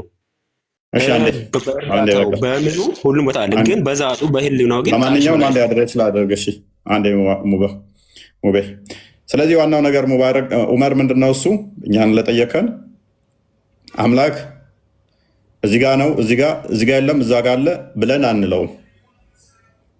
ፈጣሪ ፍጡራንን የሚያካብብ የሚያዋሰን እንጂ ፍጡራን እሱን የሚያካብቡት የሚለኩት የሚወስኑት አይደለም። እንደዛ ከሆነ ፍጡር ነው። እዚህ ጋር ነው ያለው፣ ከዚህ በላይ ነው ያለው፣ ከዚህ በታች የለም እያልክ የምትለው ከሆነ እሱ ፍጡር ነው። እኔን ለምሳሌ እዚህ ጋር የለም ትለኛለህ አንተ ጋር አሁን ያለሁበት ቦታ ደግሞ እንዳለው ትናገራለህ ፍጡር ስለሆንኩ። ለፈጣሪ ግን እንደዛ አይነገርም። እሱን ምንም ያቆሽሸው የለም። ብርሃን እንኳን ምንም እንደማያቆሽሸው እሱ ከብርሃን የረቀቀ ስለሆነ ምንም ነገር አያቆሽሸው። በሱ ዘንድ ቆሻሻነት የለም። ሁሉን የሚያነጻ የሚያጠራ ነው። ቆሻሻ የሚነገረው ከኛ አንጻር ነው። ከሱ አንጻር ቆሻሻነት ራሱ ቆሻሻ ተብሎ ምንም ነገር የሚነገር የለም። እሱ የሚያቆሽሸው ምንም ስለሌለ ግዙፍ አካል ስለሌለው የሆነ ቆሻሻ ሄዶ የሚለጠፍበት የሆነ ነገር እንትን የሚለው አይደለም። ብርሃን እንደዚህ የምታየው ብርሃን ቆሻሻ እንደዚህ አንስተ መለጠፍ ትችላለህ? ብርሃን ላይ አችልም። ይሄ ብርሃን ወለል ያለውን እንኳን ማታቆሽሽ ከሆነ ፈጣሪ ደግሞ ከዚህም ረቂቅ ከሆነ መንፈስ ነው ብለን ነው የምናምነው። ሰው በሁሉ የሞላ ነው ስንል እርሱ ስቲል በሁሉ የሞላ ስንል ቦታ የሚይዝ ማለታችን አይደለም። ቦታን አይዝም፣ ከቦታ ውጭ ነው ያለ ነው። በሁሉ የሞላ ነው፣ ከስፔስ እና ፕሌስ ውጭም ያለ ነው። ለዚህ ነው መዝሙረኛው ዳዊት በ139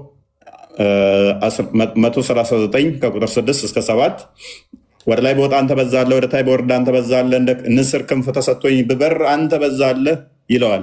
ስለዚህ እግዚአብሔርን በዚህ ጋር እዛ ጋር የለም አንልም። ክርስቶስ በስጋ ሲመጣ ካዳ አንተ እንዳልከው እንዴት ነው እሱ ቤት ውስጥ ሆኖ እኔ ቤት ውስጥ ሆኜ ዓለምን እንደማላስተዳድር ቤት ውስጥ አንድ ቦታ ከሆነ አያስተዳድርም ማለት። ዮሐንስ ወንጌል ምዕራፍ 1 ላይ ቁጥር 18 ላይ እግዚአብሔርን ያየው አንድስ እንኳን የለም በአባቱ እቅፍ ሎክ በአባቱ እቅፍ ያለው አንድያ ልጁ ተረከው ይላል። እርሱ በሁሉ የሞላው በሁሉ ያለው የአብ የባህሪ ቃሉ የአብ ክንዱ የአብ እጁ እርሱ በስጋ ተገለጠ። ማ አካላዊ ቃል በስጋ ሲገለጥ ታየ፣ ተዳሰሰ፣ ተነካ። ዮሐንስ ወንጌል ምዕራፍ 1 ቁጥር 10 ላይ እርሱ በዓለም ነበረ ወደ ገዛ ወገኖቹ መጣ ይላል። በዓለም ነበረ ይላል፣ ዓለሙም በእርሱ ሆነ ይላል። ዓለሙን የፈጠረው በዓለም የነበረው ወደ ገዛ ወገኖቹ መጣ፣ እንደተቀበሉት የእግዚአብሔር ልጆች የሆኑ ዘንድ ስልጣንን ሰጣቸው ይላል። ስለዚህ የአብ ክንዱ የአብ እጁ በአብ እቅፍ ያለው እርሱ በስጋ ተገለጠ። ርቀቱን ሳይለቅ ተወሰነ።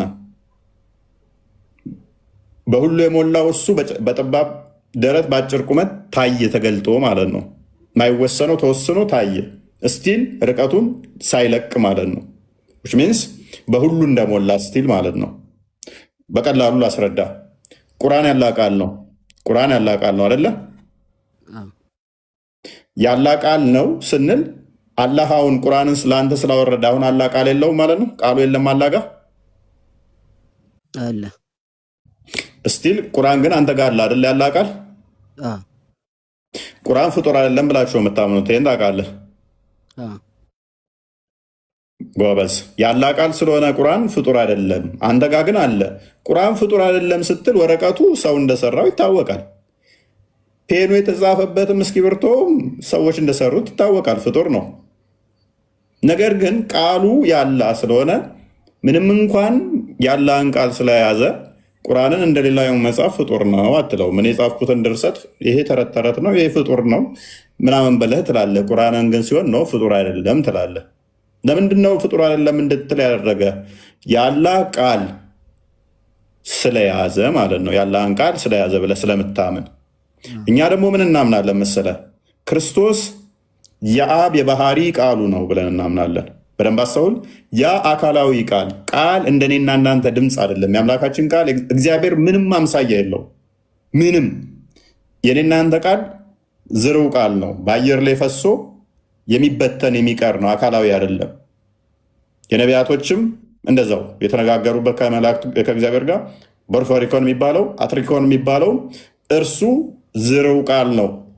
ከወጣ በኋላ አካል የሌለው ተበትኖ የሚቀር የሚጠፋ ነው። የፈጣሪ ቃል ግን እንደኔና እንዳንተ ድምፅ አይደለም። በድምፅ አይደለም ፈጣሪ ምን የሚለው አካላዊ ነው። ያ የአብ የባህሪ ቃሉ አንተ ያላ ቃል ቁርአን ነው አልክ። እኛ ደግሞ የአምላካችን የአብ የባህሪ ቃሉ የባህሪ ልጁ ከእርሱ የተገኘው ቃሉ አካላዊ ቃል በስጋ ተገለጣል። አንተ በቁርአን ተገለጣልክ፣ እኛ በስጋ ተገለጣል። እኛ እሱን ክርስቶስ ብለን እናምናለን። እርሱ አካላዊ ቃል ያ መለኮት የተዋሃደው ክርስቶስ የሚባለው በስጋ የታየው የተዳሰሰው የተነካው የሰው ልጅ የተባለው የአብ የባህሪ ቃሉ የአብ የባህሪ ልጁ ነው ብለን እናምናለን። እናንተ ቁርአን የሚነካው የሚዳሰሰው የሚያዘው የአላህ ቃሉ ነው የአላህ ባህሪው ነው ብላችሁ ታምናላችሁ። እኛ ደግሞ ኢየሱስ የአብ የባህሪ ቃል ነው የባህሪ ልጁ ነው። ያ ቃሉ በስጋ ተገለጠ። ያ ስጋው ከማርያም ስጋና ደምን የተካፈለው ስጋና ነፍስን የተካፈለው በስጋው ምን አለ? የመለኮት ሙላት አለ። ቆላስይስ ምዕራፍ 2 ቁጥር 9 እንደሚናገረው። ስለዚህ ምን እንላለን? ክርስቶስ አምላክ ነው እንላለን። ፍጡር አይደለም። አንተ ፍጡር ነው ቁርአን ፍጡር አይደለም እንደምትለው እኛ ደግሞ እንደዚህ እናምናለን። ስለዚህ እንደዛ ስንል ግን በሁሉ አልነበረም። ልክ በስጋ ሲገለጥ መለኮት በቃ እዛ ጋር ብቻ ቆመ ተሰብስቦ መጥቶ ወይንም እንደዚህ እዛ ውስጥ ገባ ብቻ ብለን አናምንም። ቢኒ ጥሩ ኤግዛምፕል አንስቶልሃል። ከሌሊቱ 1/3 ላይ በደንብ አስተውል። ከሌሊቱ 1/3 ላይ ሁሌም አላህ ወደ ቅርቢቱ ሰማይ ይወርዳል ብላችሁ ታምናላችሁ። ዩኒቨርስ እንደዚህ የዚህ መፍትሄ ሌላ ቀን አብራራላለሁ። ታብራራዋለህ። እሺ አንዴ ልንገርና ከፍተዋለች። Allah waits till when 1/3 of the first part of the night is over. He descends to the lowest heaven. 1/3 እስኪቀር ይጠብቅና ይወርዳል አለ ወደ ቅርቢቱ ሰማይ። መውረድ ማለት እንግዲህ ከአርሽ በላይ ነው ብላችሁ የምታምኑት። ስለዚህ ወደ ቅርቢቱ ሰማይ ይወርዳል።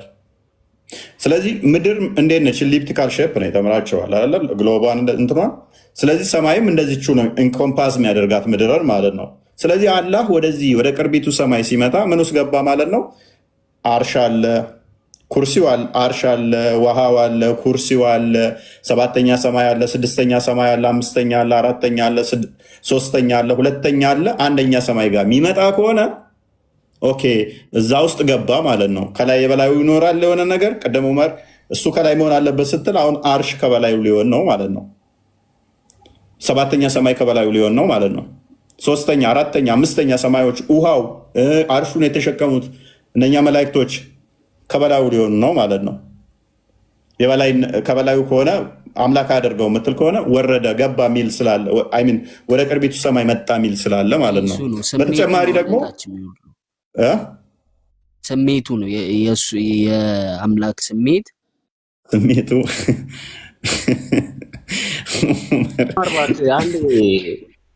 እርግጠኛ ያልሆንክበት አታውራ። አንተ እዚህ እኮ ብዙ ሰው እየሰማ ነው አይደለ?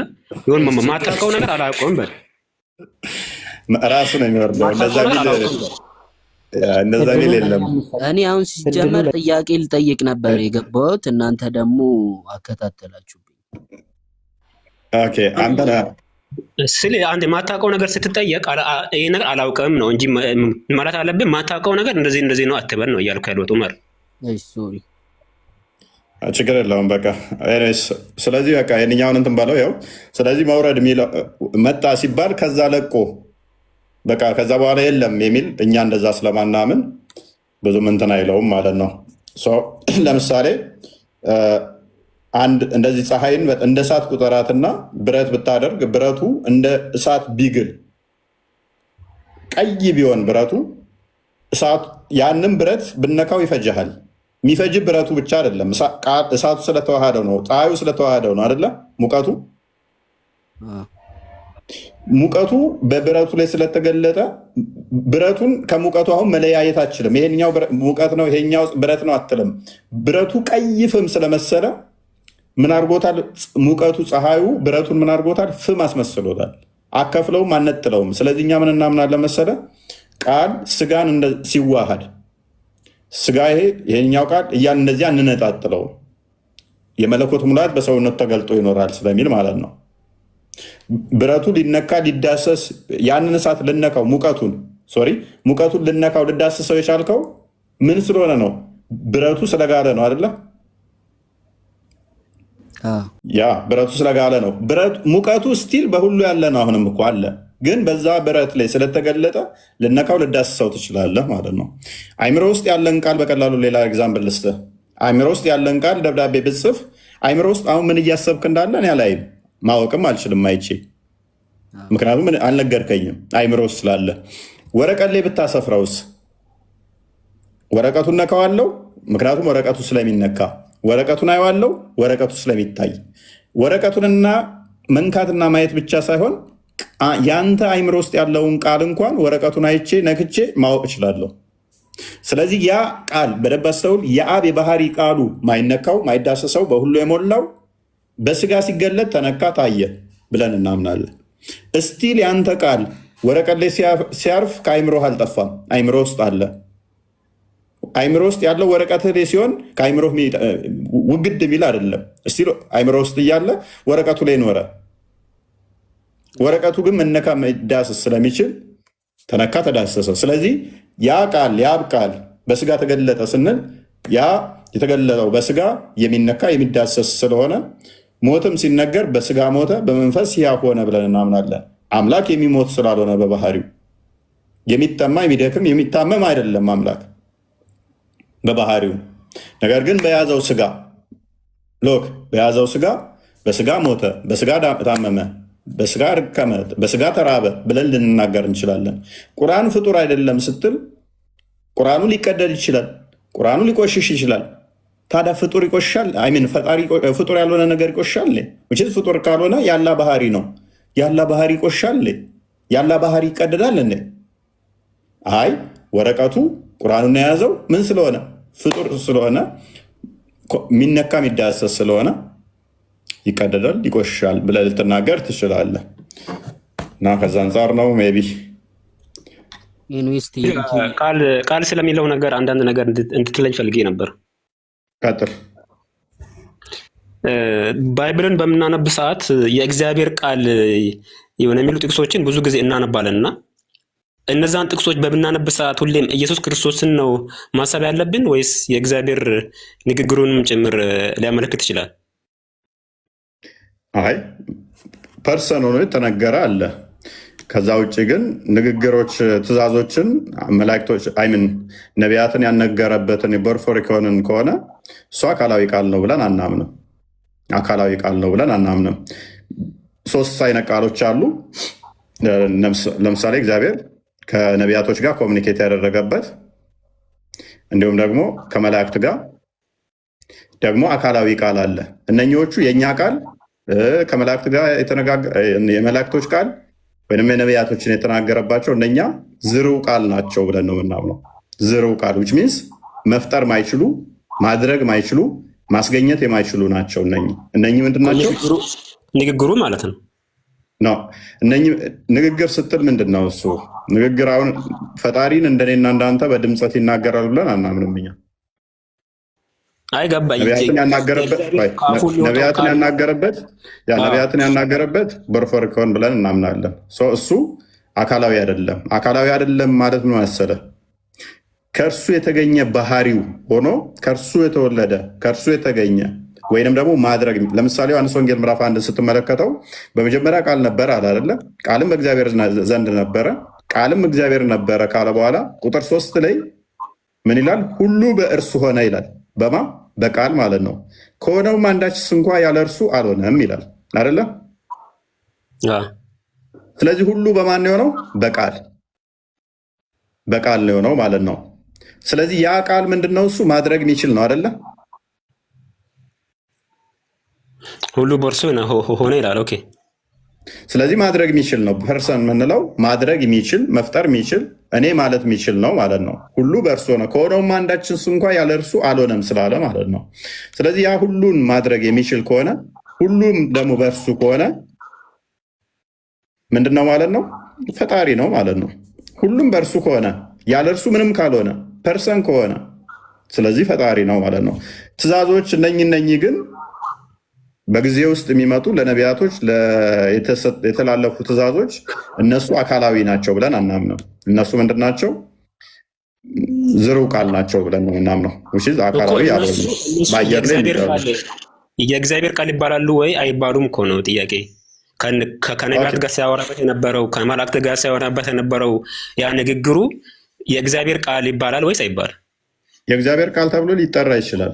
እኔ አሁን ለምሳሌ እኛ የእግዚአብሔር ፍጡር ነን ስንባል ፈጣሪ ነን ማለት ግን አይደለም።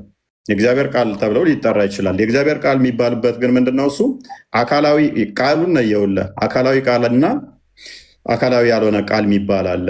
አካላዊ ቃል ከሆነ የሚያደርገው ነው፣ የሚፈጥረው ነው፣ የሚያስገኘው ነው። ያ ትእዛዙ የሚመጣው መመሪያው የሚመጣው ከእግዚአብሔር እንደመሆኑ ያንን ለማሳየት የእግዚአብሔር ቃል ተብሎ ሊጠራ ይችላል። ኦኬ አሁን ገባኝ። በቃ ስለዚህ አሁን ዮሐንስ 1:3 ላይ ማለት ከ1 እስከ 3 ያለው የእግዚአብሔር ቃል የተባለው ኢየሱስ ክርስቶስ ነው ወይስ ያ ንግግሩ ነው? የእግዚአብሔር ቃል ነው የሚለው ወይንስ ምንድን ነው የሚለው? ዮሐንስ 1 ላይ ቃልም በእግዚአብሔር መጀመሪያ ቃል ነበረ፣ ቃልም በእግዚአብሔር ዘንድ ነበረ፣ ቃልም እግዚአብሔር ነበረ። እዛ ጋር ቃል ነው የተባለው። ያ ቃል የተባለው ደግሞ በመጀመሪያው ነበር ይላል። በመጀመሪያው ምንድን ነበር ይላል? በመጀመሪያው ቃል ነበር ይላል። ስለዚህ በመጀመሪያው ምን ነበር? ቃል ነበረ። ያ ቃልም ደግሞ ምን ነበረ? ከእግዚአብሔር ዘንድ ነበረ ይላል። አይ እንደዛ አለ የሚለው እግዚአብሔር ዘንድ ነበረ ነው። ኦኬ እሺ፣ በእግዚአብሔር ዘንድ ነበረ ይላል። ኦኬ በመጀመሪያው ቃል ነበር አለ አይደለ? ስለዚህ በመጀመሪያው የተባለው ዓለም ሳይፈጠር ጊዜ ሳይቆጠር እሱ ቃል ነበር አይደለ? ያ ቃልም ደግሞ በእግዚአብሔር ዘንድ ነበር አይደለ? የኔ የሚደርበው አንተ ነው። ኦኬ ያ ቃልም በእግዚአብሔር ዘንድ ነበር አይደለ? ስለዚህ ሁለት አካላትን እየነገረን ነው ማለት ነው።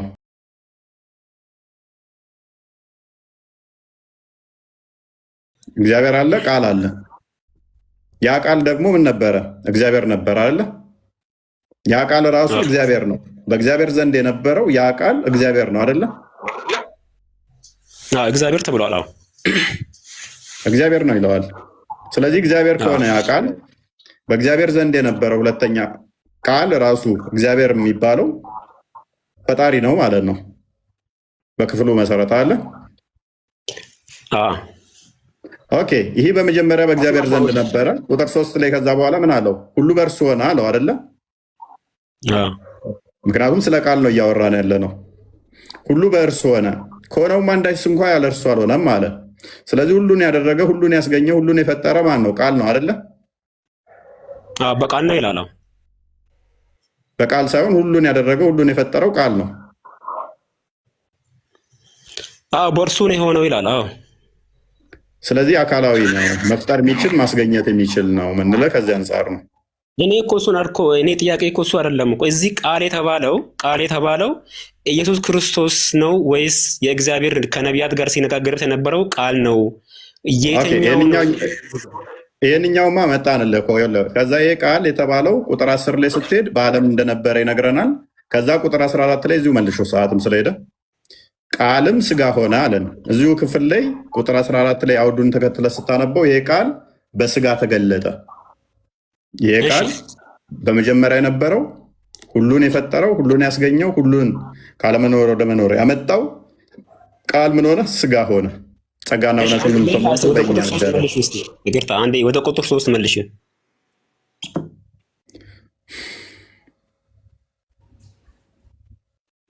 ቁጥር 3 ላይ ሁሉ በእርሱ ሆነ ሲል ሁሉ በቃል ተፈጠረ ነው የሚለው አይደለ? እሺ ከሆኖም አንዳችስ እንኳን ያለ እርሱ አልሆነም ሲል ሁሉ ነገር የተፈጠረው ቃል በተባለው ነው የተፈጠረው ነው አይደል እያለ ያለው በሚገባ። እሺ እንደዛ ከሆነ መዝሙር 33 ከ6 እስከ 9 ድረስ ያለው ቦታ ላይ ደግሞ ሁሉን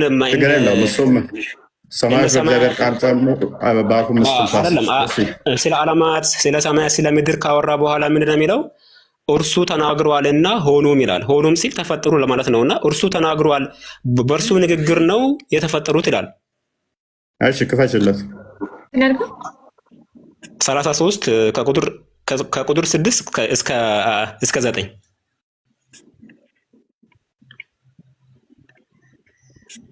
ቁጥር 6 እስከ 9 እሺ በእግዚአብሔር የእግዚአብሔር ቃሎች በእግዚአብሔር ቃል ሰማዮች ጸኑ ይላል። በማን ቃል ነው እግዚአብሔር ሰማይ የጸኑት? በእግዚአብሔር ቃል። ስለዚህ ፈጣሪ ነው የእግዚአብሔር ቃል ማለት ነው እኮ። ያ ቃል እዚህ ጋር እያለ ያለው ቃል የተባለ ያለው ንግግሩ ነው። ቃል እያለ ያለው ወደ ቁጥር ቆይ አዳምጥ። እዚህ ጋር እኛ ምን እናምናለን መሰለ? ይሄ ቃል በእግዚአብሔር ዘንድ የነበረው ሁሉን የፈጠረው ሁሉን ያስገኘው ቅድም ምን ብያለሁ? የአብ ባህሪ ቃሉም ነው ብያለሁ። ሰምታኝ ከሆነ ምን ብያለሁ? ቃልን የአብ የባህሪ ቃሉ ነው ብያለሁኛል። የአብ የባህሪ ቃሉ ከእርሱ የሚወጣ ከእርሱ የተወለደ እርሱ የእግዚአብሔር ቃል ተብሎም ይጠራል ብዬ ነግሬሃለሁ። አይደለም ብላኛል እኮ ያ ቃል የሆነ ዝም ብሎ ዝሩ ቃል ሳይሆን ፐርሰን የሆነ ንግግር ቃል ነው ያልከኝ። ፐርሰን ነው ብያለኝ። መለየት ያልቻልከው እኮ አንተ ነቢያትን ያናገረበት ቦርፎሪኮን ይባላል። ከነኚህ ጋር ይገናኛል። እሱ ሌላ ቃል ነው፣ አካላዊ አይደለም። ይሄንኛው ደግሞ አካላዊ ቃል ነው። መፍጠር የሚችል ማስገኘት የሚችለው ይሄንኛው አካላዊ ነው። ስለዚህ በደንብ አስተውል። በእግዚአብሔር ቃል ሰማያዊ ጸኑ፣ ሰራዊታቸውም ሁሉ በአፍ ውስጥ ትንፋስ መንፈስ ቅዱስ ብለን እንጠራለን። በአፍ ውስጥ ትንፋስ ወይም እስትንፋሰ እግዚአብሔር ምንለው መንፈስ ቅዱስን ነው።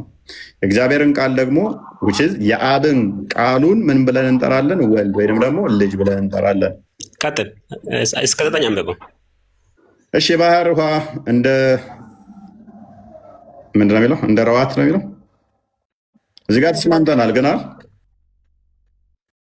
አይቀጥል። አንድ ላይ አድርገህ ሁሉንም አንብበውና አስረዳኝ እና ያዳምጣል። እሺ የባህር ውሃ እንደ ረዋት የሚሰበስበው ቀላዮችንም በመዝገቦች የሚያኖራቸው ምድር ሁሉ እግዚአብሔር ትፍራው፣ በዓለም የሚኖር ሁሉም ከእርሱ የተነሳ ይደንግጡ። እርሱ ተናግሯልና ሁሉም እርሱ አዘዘ ጸኑ። ስለዚህ ምንድነው ጥያቄ? ስለዚህ ምንድነው እሱ እያልን ያለ ነው? የእግዚአብሔር ቃል ማድረግ የሚችል ነው። የእግዚአብሔር ቃል መፍጠር የሚችል ነው። ቃሉ ወልድ ብለን እንጠራዋለን። እርሱ ከእርሱ የተገኘ ነው። ስለዚህ አካላዊ ነው ብለን እናምናለን። ያ ቃል ደግሞ በስጋ ተገልጿል ብለን እናምናለን። እዚህ ጋር እያለ ያለው ስለ ዓለማት፣ ስለ ሰማያት፣ ስለ ሁሉ ፍጡራን ካወራ በኋላ ምንድነው የሚለው? ቁጥር 9 ላይ እርሱ ተናግረዋልና ሆኑም ይላል። እዚህ ጋር ሆኑም የሚለው ቃል ተፈጥሮ የሚለው ነገር ነው። ተፈጠሩ የሚለው ተክቶ ይላል አይደለ? እናመሰግናለን። እኛም እኮ ቃሉ ፈጣሪ ነው፣ ማድረግ የሚችል ነው። እሱ ተናገረ፣ አዘዛቸው። ቃሉ ምንድን ነው? መፍጠር የሚችል ነው። ሆኑ ምን ሆኑ? ጸኑም። ያ ቃል ንግግር ነው ብሮ። ንግግር የሚለውን አንተ ነህ እኮ አሁን ቀጥታ ከእንትን ጋር እያገናኘህ ያለው እኮ ቁጥር 9 ላይ ተናግሯልና ሆኑም ነው። በእርሱ በንግግሩ ነው ተፈጠሩ እያለ ያለው። ተናግሯልና ሲል ንግግሩን ነው እዚህ ጋር ፈር እያደረገ ያለው። መልካም። እሺ የግዴታ ምንድነው እሱ ከእንትን ጋር ታመሳስለው። እኛ ፈጣሪ እንደኔና እንዳንተ ይናገራል፣ እንደዚህ ንግግር በድምፀት እንትን አለው ብለን አናምንም። ስለዚህ ቃል ስንል ራሱ ከእኛ ጋር ስለተመሳሰለ ቃል አለው ድምፅ አለው እያልን አይደለም። በድምፅ ነው ቃሉ ከእኛ ጋር የሚመሳሰል ነው እያልን አይደለም። ያ ቃሉ ግን መፍጠሪያ ይፈጥራል። ቃሉ ምንድነው? ልጁ ነው። ቃሉ ፈጣሪ ነው፣ ባህሪው ስለሆነ ከእርሱ የተገኘ ስለሆነ አካላዊ ቃል እንደመሆኑ የፈጠረበት ነው። ቁጥር 9 እኮ ቁጥር 6 ነው የሚያብራራው። ቁጥር 6 ላይ አስቀድሞ ስለተናገረው ሰማያዊ ጸኑ የሚለውን ነው ደግሞ ቁጥር 9 ላይ ሄደበት። በእግዚአብሔር ቃል ሰማያዊ ጸኑ፣ ያንን ነው ያመጣው። በእግዚአብሔር ቃል። ስለዚህ ፈጣሪ ነው። ይህንን እኮ ለእኛ ማምጣት የለብም። እኛን ይህንን መጥቀስ የነበረብን እንደው ኤኒዌይስ ቢኒዝ ላይ የምትለዋለ ውሃ እያስጠማኸኝ ነው። ጾም ነው ልጠጣ ስንት ጊዜ እያልኩ ማለት ነው። ያ አይ በደንብ አድርጎ ገልጾልሃል እኮ ወንድማችን። እያለን ያለ ነው ፐርሰን ስለሆነው አካል ነው እየተናገርን ያለ ነው እንጂ ዝሩ ስለሆነ ቃል አይደለም። በእግዚአብሔር ቃሎች ሰማዮች ጸኑ፣ በአፍ ውስጥ ትንፋስም፣ በእግዚአብሔር ቃሎች ሰማዮች ተፈጠሩ፣ በአፍ ውስጥ ትንፋስም ጸኑ ብሎ ይናገራል። ስለዚህ አሁን ይህ ስለ ቃል ነው እየተናገረ ያለው። ስለዚህ እግዚአብሔር ተናግሯል ሲል ያ የተናገረው ወይም ደግሞ ቃሉ የእግዚአብሔር ቃል ሰማይና ምድርን ያጸናል ነው። ሰማይ ምድርን ያጸናል ነው፣ ሌላ ነገር የለው። ስለዚህ ንግግር ነው አይደለም፣ ፐርሰን ሆኖ ነው። አሁን ንግግር ነው ብለህ የምትለው ነገር አይደለም፣ ፐርሰን ሆኖ ተገልጧል ነው። ስለዚህ ስናወራ ሁል ጊዜ ስለ ፐርሰኑ ነው የምንናገረው እንጂ ቀጥታ ዝሩ ስለሆነው ቃሉ አይደለም። ያ የእግዚአብሔር ቃል ሁሉን የፈጠረ ሁሉን የሚያስገኝ ነው። አዎ ያብ ቃል ነው እኮ እኛ አልካድንም። ያብ ቃሉ ነው። ያብ ቃሉ ሁሉን ያደርጋል። እሱም ደግሞ እግዚአብሔር ተብሏል፣ ሁሉን ይፈጥራል ተብሏል። ፐርሰን ነው እንጂ ዝም ብሎ ዝሩ ቃል አይደለም የሚለውን ነው እያስረዳ ያለው። ለእኛ የሚደግፈንን ነው መዝሙር 33 ቁጥር 6 ጀምሮ ያለውን ያመጣው እንጂ ለእሱ የሚደግፈው ነገርም የለም። እፎይም እንደተናገረው ቃል የምንለው እኛ ከኮንቴክስቱ ከአውዱ ነው የምንለየው። እግዚአብሔር የተናገረው ንግግር አለ ከነቢያት ጋር፣ እሱን አንልም። የምንለው ዘላለማዊው የእግዚአብሔር ቃል ከመጀመሪያው ጀምሮ የነበረው ዓለም ሳይፈጠር ከእርሱ ጋር የነበረ የተባለ ሁሉ በእርሱ የተገኘው የሚለው ሁሉን ያስገኘው እሱ ከዓለም በፊት ስለነበረ ነው። ዳሜ ነው እያሉኝ ነው። ከፍጥረት በፊት ስለነበር ሁሉን ያስገኘው እሱን እየተናገረን ያለው። ኤኒሃው ቅዳሜ ነው ነገ ለካ እና በጣም ውሃ ጠምቶኛ ገና እድም ነበር የጠማኝ እና ቀናቶች እየተሳሳትኩኝ አሁን ኮመንት ላይ ሳይ ነው ነገር አንድ ትሰጥኛላቸው። አንድ ጥያቄ ጠይቄ መውጣት እፈልጋለሁ። ኧረ 7 ሰዓት ሊሆንብን ይብቃ ነገ። እሺ አንድ ጥያቄ ብቻ ልጠይቅ። ቀጥልሽ። ሜይ ቢ ቢኒ ትዕግስቱ ካለ እኔ ግን ደክሞኛል። ቀጥል። አሳጥራለሁ፣ ብዙም ጊዜ አልፈጅም። እሺ ምን እያለ መሰለህ፣ እዚህ የሚማር ሰው አለ። ትንሽ ቀን ልማርና ጠይቅ ጥያቄ አለ። እያደመጥኩ ነው። ስላስተምሮትህ ደስ ይላል፣ ግን መጠይቅህ ጥያቄ አለ እንድትመልስ እየተባልክ ነው። ተዘጋጅ እንግዲህ።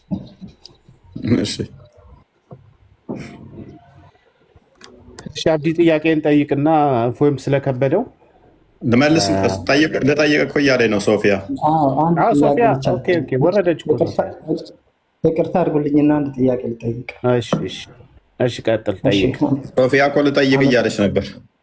አብሮኝ ሰው አለ ሊጠይቅ እያለኝ ነበር። እሺ ቀጥል። አመሰግናለሁ እድሉን ስለሰጣችሁ እና እኔ ያው ከመጽሐፍ ቅዱስ እና ከቁርአን ውጭ የሆነ ጥያቄ ነው መጠየቅ ፈልገው። ያ ማለት ደግሞ ያው አንድን ጥያቄ ለመጠየቅ ለምሳሌ ስለ መጽሐፍ ቅዱስ ለመጠየቅ ወይም ስለ መጽሐፍ ቅዱስ ኮንቴንት ለመጠየቅ የመጽሐፍ ቅዱስ እውቀት ሊኖረኝ ስለሚገባ፣ ቁርአንም ከሆነ ደግሞ እንደዛው ሙስሊምም ብሆን ማለት ነው። እና ከዛ ውጭ ነው የግል የሆነ ጥያቄ ነው መጠየቅ ፈልገው እና ምን ልል ፈልጌ ነው ያው በቅርበት ኦርቶዶክስን እንደማውቀው ሁሉ ኦርቶዶክስ ሃይማኖት ውስጥ እንደማደጌም ሁሉ ማለት ነው በኦርቶዶክስ እምነት ውስጥ ማለት ነው አንዳንድ ጊዜ የሆነ ኮንፊውዥን ውስጥ የሚከተኝ ነገር አለ። አሁን እሱም ነገር ከመጠጥ ጋር ተያይዞ ማለት ነው እና በኦርቶዶክስ ሃይማኖት አስተምሮት ውስጥ መጠጥ ይፈቀዳል? ቢኒ ትሄድበታል? እሺ ልሄድበት እየጠበቅኩ ነበር። መጠጥ በቤተ ክርስቲያን አስተምሮ ወይም በኦርቶዶክስ ሳይሆን በመጽሐፍ ቅዱስ፣ ኦርቶዶክስ ያው ከመጽሐፍ ቅዱስ የወጣ ንግግር ስለሌላት ያው ወደ ኦርቶዶክስ ማምጣት ትክክል አይደል። መጽሐፍ ቅዱስ ላይ መጠጥን አይከለክልም ማለት አትስከር የሚል ነው እንጂ አትጠጣ የሚል የለም። ግን መጠንን ባገናዘበ መልኩ መጠጣት ይፈቀዳል። ለምሳሌ ቅዱስ ጳውሎስ እንዲሁም ምን ብሎ ይናገራል? ለሆድህ ህመም ትንሽ መጠጥ ውሰድ፣ የወይን ጠጅ ጠጣ ብሎ ይናገራል። ሁሉ ነገር በአንተ መጠን ራስን በምታውቅበት መንገድ ከሆነ ሁሉ ነገር ጤናማ ነው። ከአቅም በላይ ከሆነ ግን ስካር ደረጃ የሚያደርስ ከሆነ ደግሞ እሱ ደግሞ ከመንግስተ ሰማይ የሚቆርጥ ነው። ሰካራም ወይም ቅዱስ ጳውሎስ ሲናገር የሚሰክሩ የሚሰስኑ ከነዛ ውስጥ የመደበው ማለት ነው ከኃጢአት ውስጥ የሚመደቡ ናቸው። እነሱ ደግሞ የመንግስተ ሰማያትን ሁሉ የሚያሳጣ ደረጃ እንደሚደርስ ይናገራል። ጥቅሱን እፎይ ሊያወጣልን ሊነግርህ ይችላል። ሀሳቡን ልንገርህ እኔ። ስለዚህ ገላትያ 5:19 አንደኛ ጢሞቴዎስ ምዕራፍ 5 ቁጥር 23 ላይ ትንሽ ወይን ጠጅ ስለ ወደ ህመምህ ጠጣ ይላል። ስለዚህ ወንድሜ እግዚአብሔር ሁሉን ነገር ባርኮ ቀድሶ ሰጥተዋል። ምግብም ሲበዛ ከአቅምህ በላይ የምትወስደው ነገር ሁሉ ነገር ትክክል አይደለም። ስለዚህ ለሆድ ህመም ትንሽ የወይን ጠጅ ጠጣ ይላል። ምንድነው በመጽሐፍ ቅዱስ አስተምሮ አይከለከልም። ግን ምንድነው የሚከለከለው? ሁሉ ነገር ለኃጢአት ስታደርገው ነው። ትዳርም ቢሆን ከትዳር ውጭ ስትሄድ ነው አይደለም የሚከለከለው። ለምሳሌ ትዳር የሚባለውና ከትዳር ውጭ ያለው ነገር ድርጊቱ ሁለቱም ተመሳሳይ ነው አይደል? ቅዱስ የሚያስብለው ነገር ምንድነው? በዛ በተቀደሰ ውስጥ መገኘት ነው እንጂ ድርጊቱ አንድ ነው። አንድ ሰው ከትዳር በፊትም የሚያደርገው ነገር ከሴት ጋር ያለው ግብረ ስጋ ግንኙነት ያው ነው፣ ከትዳር በኋላም ያው ነው። የተለየ ነገር የለውም። አክሽኑ ነው አይደለ? ያን ነገር ግን አንድ ነገር አለ እዚህ ጋር እየተረዳው ነው። ግን አንተ ሀሳቡን ስትሰጠኝ ማለት ነው ከምግብ ጋርም ለማመሳሰል ሙከራም እያደረክ ስለሆነ ማለት ነው መጠጥና ምግብ መካከል በጣም ልዩነት ስላለ ምግብ የማስከር ባህሪ ስለሌለው፣ ግን መጠጥ አሁን ለምሳሌ ብዙ ወጣቶች በየሆቴሉ እየሄዱ አንድ ሁለት እንበል እያሉ ጠጣ አትስከር የሚል ህግ ሊኖር ይችላል። ጠጣ አትስከር የሚለው ህግ ግን ፍልስፍና አይመስልም። ምክንያቱም ጠጣ አትስከር ማለት ከጠጣ በኋላ አትስከር። ለምሳሌ ሁለት መጠጥን ያሁን ለምሳሌ ብርጭቆ ብጠጣ ማለት ነው የተወሰነ ያህል ውስጤ ሊቀይር ይችላል። ይህ ነገር ደግሞ ደጋግሜ እንድፈልግ አድርጎኝ ወደ ሌላ ነገር እንዳስብና ወደ ሌላ ምኞት ውስጥ እንድገባ አይገፋፋኝም። ይሄ ነገር ፍልስፍና ንግግር አይመስልም? አንተ ግን አሁን ስታስረዳኝ ማለት ነው ከምግብ ጋር ምግብን አብዝተህ ከበላ የምትለው ነገር ምግብና መጠጥ ኮምፔር ለማድረግ ሙከራ እያረክም ስለሆነ ስለ ምግቡ እዛ ጎን ላይ አድርገውና መጠጥ አንተ ለምሳሌ አንተ አሁን ፐርሰናሊ ማለት ነው አንተ ሁለት ጠርሙስ መጠጥ ቢራ እንበለው በቀላሉ ሀገራችን ውስጥ የሚመረተውን ሁለት ቢራ ጠርሙስ ብትጠጣ ማለት ነው ያቺ ቢራ አንተ ላይ የሆነ መንፈስ ውስጥህ ያለውን ስሜት አይቀይርም። ያኔ ደግሞ ወደ ሌላ ፍላጎት አይገፋፋም። አሁን እምነት ውስጥ እንደዚህ አይነት ምክር ይሄ ትምህርት ማለት ነው በአምላክ ዘንድ የተመከረ ወይ በመጽሐፍ ቅዱስ ደረጃ እዛ ውስጥ የተጻፈ መልእክት ነው ትምህርት ነው ወይ ከየት የመጣ ነው? ኢየሱስ ራሱ ነው ጌታችሁ ነው ያንን ያለው? እሺ በቃ እሺ፣ አሁን ደጋገምከው ሀሳቡን። እሺ ለማንኛውም ወንድማችን አንተ ከምግብ ጋር ትንሽ ስላመሳሰልክ ነው ምግብ ለምን እናገራለሁ ተው እንጂ እኔ ስናገር ሳመጣው እኮ የራሴ ምክንያት ስላለኝ ነው። አንተ ሎጂካል አድርገን ያመጣው። ለምሳሌ ሁለት ቢራ ጠጥተህ አንተ መንፈስ የሚረበሽ ከሆነ የማትችል ከሆነ አለመጠጣትም እኮ መብትህ ነው፣ ግዴታ አይደለም እኮ መጠጣት ግዴታ ነው አላልኩም። ግን የሚጠጡትን ለምሳሌ ለሆዳቸው አንድ ብርጭቆ ወይን ጠጅ የሚጠጡትን ልትቃወም አትችልም፣ መጽሐፍ ቅዱስ እስካልከለከለው ድረስ እያልኩ ያለው ሰው አቅሙን የሚያውቀው ራሱ ሰው ነው ማለት ነው። ኦኬ ልክን መጠንን የምታውቀው አንተ ነህ። እግዚአብሔር ልክህ መጠንን ሰጥቷል። በልኩ እንድትኖር በመጠን ኑሩ ተብሏል። የምግብንም ጉዳይ አምጥቻለሁ። አንድ ጊዜ ብዙ ጠይቀህ ገና 30 ሰከንድ ሳላወራ እንትናት የምግብ ጉዳይም ያነሳሁት ልክ ነው። ምግብም እኮ ከአቅም በላይ የምትበላ ከሆነ አንደኛ በሽታ ነው፣ ሁለተኛ ደግሞ ወደ አላስፈላጊ ነገር ይወስዳል። አንድ ጊዜ ወንድሜ አንዴ ጾም ለምን ታዘዘ? ጾም የታዘዘው እኮ ሰውነታችንን ከምግብ ስርዓት ቆጥበን ወደ እግዚአብሔር እንድንመለስ ነው። ሁሌ የምትበላ የምትጠጣ ከሆነ ሁሌ የስጋን ነገር ብቻ ነው የምታስበው ማለት ነው። የስጋን ነገር ማሰብ ደግሞ ሞት ነው፣ መንፈሳዊ ካልሆንክ ማለት ነው። ስለዚህ ሁሉ ነገር በአግባብ ውጭ ከሆነ ኢቨን ምግብ እንኳን ከአግባብ ውጭ ከበላኸው ወደ ኃጢአት ሊወስድ ይችላል ማለት ነው። በጾም በጸሎት ሰውነትን የማትጎስመው ከሆነ ወደ ኃጢአት ይወስዳል። የስጋ ምቾት ከእግዚአብሔር መንገድ አውጥቶ ወደ ኃጢአት ይወስዳል ማለት ነው። ልክ እንደዛው ደግሞ መጠጥም በልክህ የማታረገው ከሆነ አለመጠጣት መብት ነው፣ ግዴታ ነው እያልኩ አይደለም። አለመጠጣት ትችላለህ፣ አቅምን የምታውቀው አንተ ነህ። ሁሉ ነገር በተመጠነ መልኩ ከወሰድከው አይከለክልም። መጽሐፍ ቅዱስ ላይ የሚከለክል ነገር የለውም ነው እያልኩ ያለው። ስለዚህ ከዚህ አንጻር ነው መረዳት ያለብህ እንጂ መጽሐፍ ቅዱስ ላይ ካልከለከለ መጽሐፍ ቅዱስ እንደዚህ እያስቀመጠ የረከሰ ነው እርኩስ ነው ልልህ አልችልም። እርኩስ አይደለም መጽሐፍ ቅዱስ። የሚረክሰው ያስቀምጦላል። አንዴ ስማኝ፣ የሚረክሰው አስቀምጦላል። ስካር ብሎ ቅዱስ ጳውሎስ በግልጽ አስቀምጦላል። ስካር ሰካራምነት ከገሃነም ወይም ከመንግስተ ሰማያት ይቅርታ የሚቆርጥህ ነው ማለት ነው። ስለዚህ ትእዛዙን መፈጸም ያንተ ግዴታ ነው። አታድርግ የተባልከውን ነገር አለማድረግ ያንተ ነው። በእንትንም ያመጣውልህ በትዳርም ያመጣውልህ እኮ ለዛ ትዳር በትክክለኛው መንገድ ውስጥ ሆነ ስትሆን ነው አይደለ ቅዱስ የሚባለው እንጂ ድርጊቱ አንድ ነው አይደለ። ግብረ ስጋ ግንኙነቱ እኮ ከጋብቻ በፊትም ሆነ በጋብቻ ውስጥ አንድ አይነት ነው። ልዩነት አለው እንደ የለውም። ቅዱስ የሚያስብለው ምንድን ነው? በተመጠነልህ ወይም ደግሞ በተለካልህ መስፈርት ውስጥ ገብተህ በዛ መስፈርት ውስጥ ስታደርገው ነው። አልጋው ንጹህ ነው፣ መኝታውም ቅዱስ ነው የተባለው እግዚአብሔር በሰራልህ መንገድ ሄደ ስታደርገው ነው እንጂ አክሽኑ አንድ ነው ሁለቱ። ዝሙት የሚያስብለው ደግሞ እግዚአብሔር ከፈቀደልህ ውጭ ስትሄድ ነው። ስለዚህ የሰውየው የራሱ ኳሊቲ ወይም ደግሞ ሰውየው ራሱ ያን ነገር የሚያደርግበት ነገር ነው የሚወስነው ሁሉ ነገር ላይ ማለት ነው። እና ለማርከስ ምናምን እንደዚህ አትሞክርና አንተ አትጠጣ። መጠጣት ካልፈለግ አለመጠጣት ነው። በልክ ጠጣ ከተባልክ በልክ እንትን ማድረግ ነው። በልክ ብላ ከተባልክ በልክ መብላት መቻል ነው ያለብህ። ከልክ በላይ ከበላ ወደ ኃጢአት ይገፋሃልና ማለት ነው። ስለዚህ ሁሉን በመጠን ኑሩ ስለተባለ እኛ ክርስቲያኖች ሁሉ ነገር በመጠን እንኖራለን። ስንበላም በመጠን፣ ስንጠጣም በመጠን፣ ስንኖርም በመጠን እንኖራለን። ይሄ ወደ እግዚአብሔር መንገድ የሚያቀርበን ነውና ማለት ነው። እና ከዛ ሁሉ አንዱን ነገር ብቻ ለይተን ማቆሸሽ ትክክል አይደለም። ጨርሻለሁ። እፎይ የምጨምርለት ነገር ካለ ጨምርለት። አብዲ አልተመለሰልን? እሺ አልተመለሰልኝም። ለምን ካል አሁን ለምሳሌ እሱ ቅዱስ ከምለው ቃል ጋር እያያያዘ ነው። ስካርም ማለት ነው። ስካርና ቅዱስ የምለው ቃል ስካር ራሱ ማን ያያዘው? እያያያዘ ነው። ምክንያቱም መቼ ነው ያያዘው? ትዳር አለ። ትዳር በትዳር ዓለም ውስጥ ማለት ነው ዝሙት አንድ ነው። ነገር ግን ቅዱስ ከሆነና ቅዱስ ካልሆነ አንድ አይደለም የሚል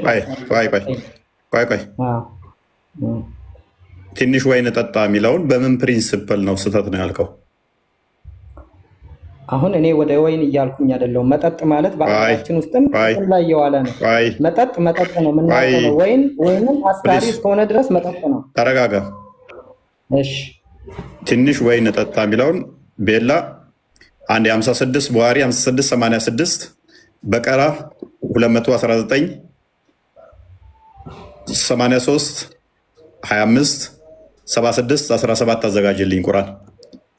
እሺ በምን መስፈርት ነው ወይን ትንሽ ተፈቅዷል ስላለ የከፋ በምን መስፈርት ነው? እኔ ምን መሰለ አሁን የጠየቅኩት ጥያቄ ግልጽ ነው። ግልጽ የሆነ ጥያቄ ነው የጠየቅኩት። መጠጥ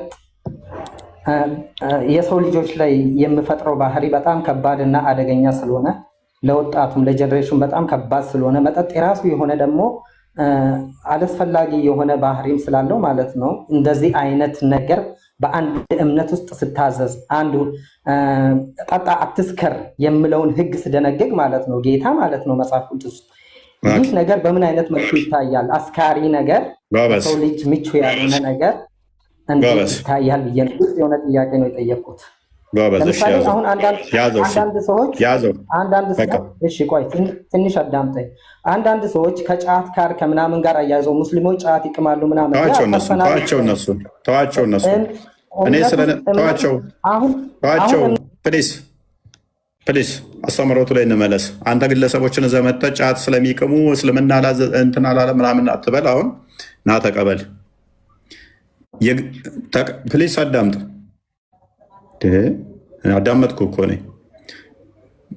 ቻሌንጅ የምታደርገኝ ከሆነ አምሬዲ ከጤና አንጻር መሞገተኝ ከሆነ ዝግጁ ነኝ። አሁን ከጤና አንጻር እናወራበታለን።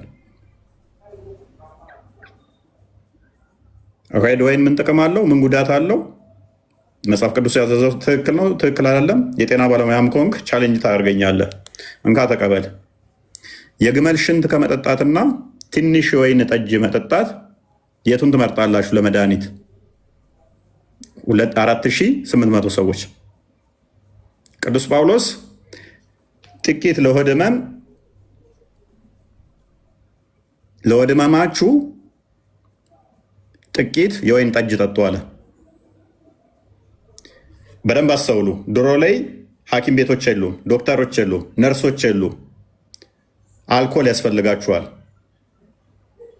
ባይዞ የምንበላው ምግብ ራሱ አልኮል አለው። የአልኮል ኮንቴንቱ ነው ትንሽ። ማንኛውም ነገር የምትጠቀመው አልኮሊክ ኮንቴንት ይኖረዋል።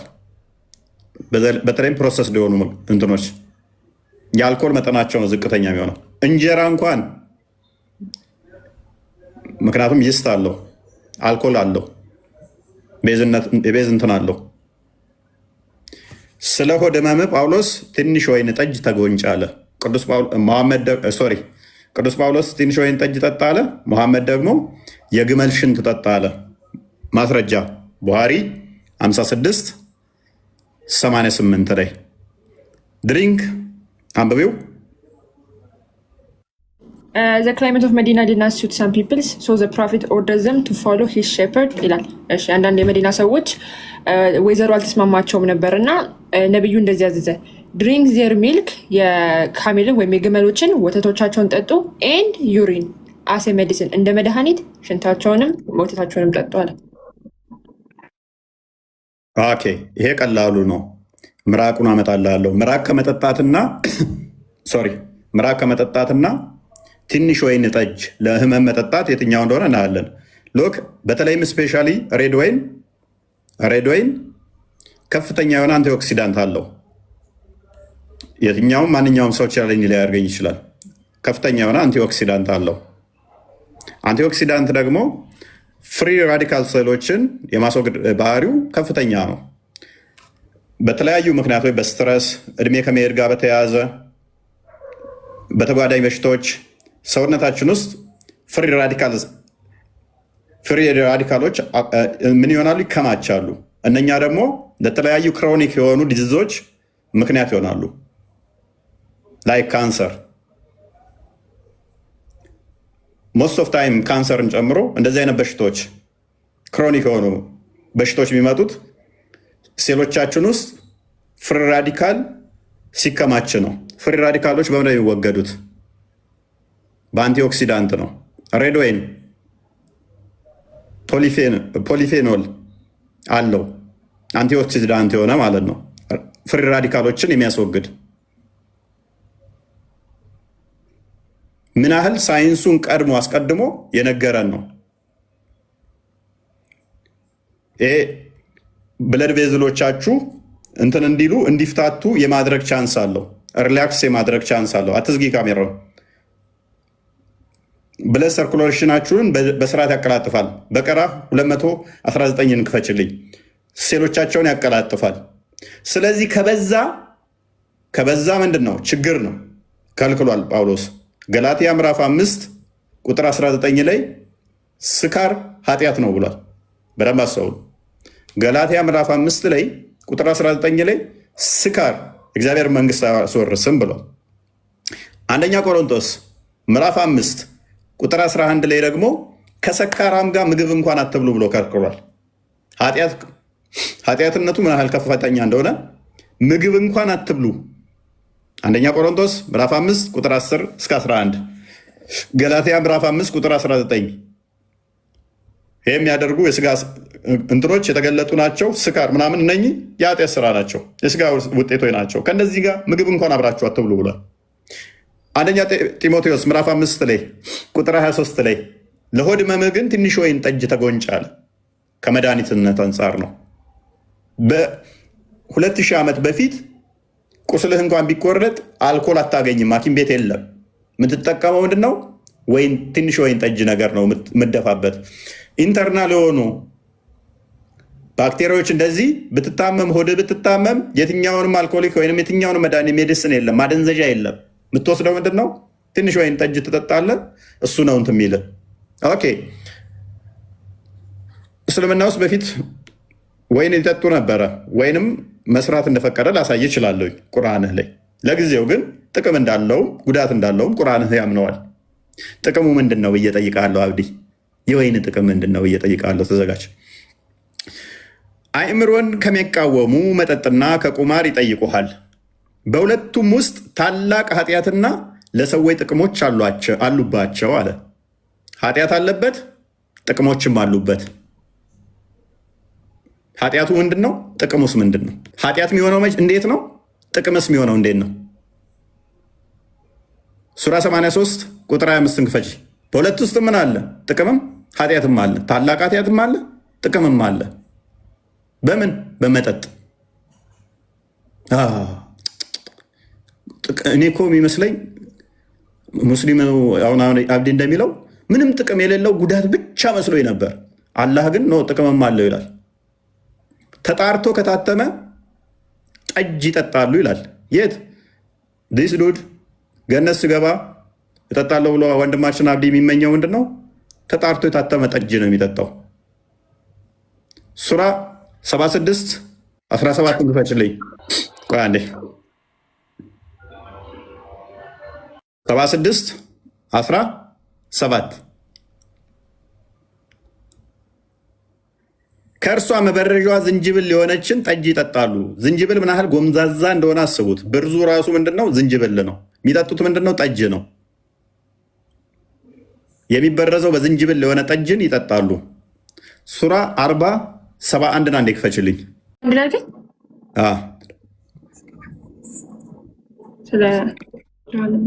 43 71 እስቲ ይችኛዋን አለ 43 71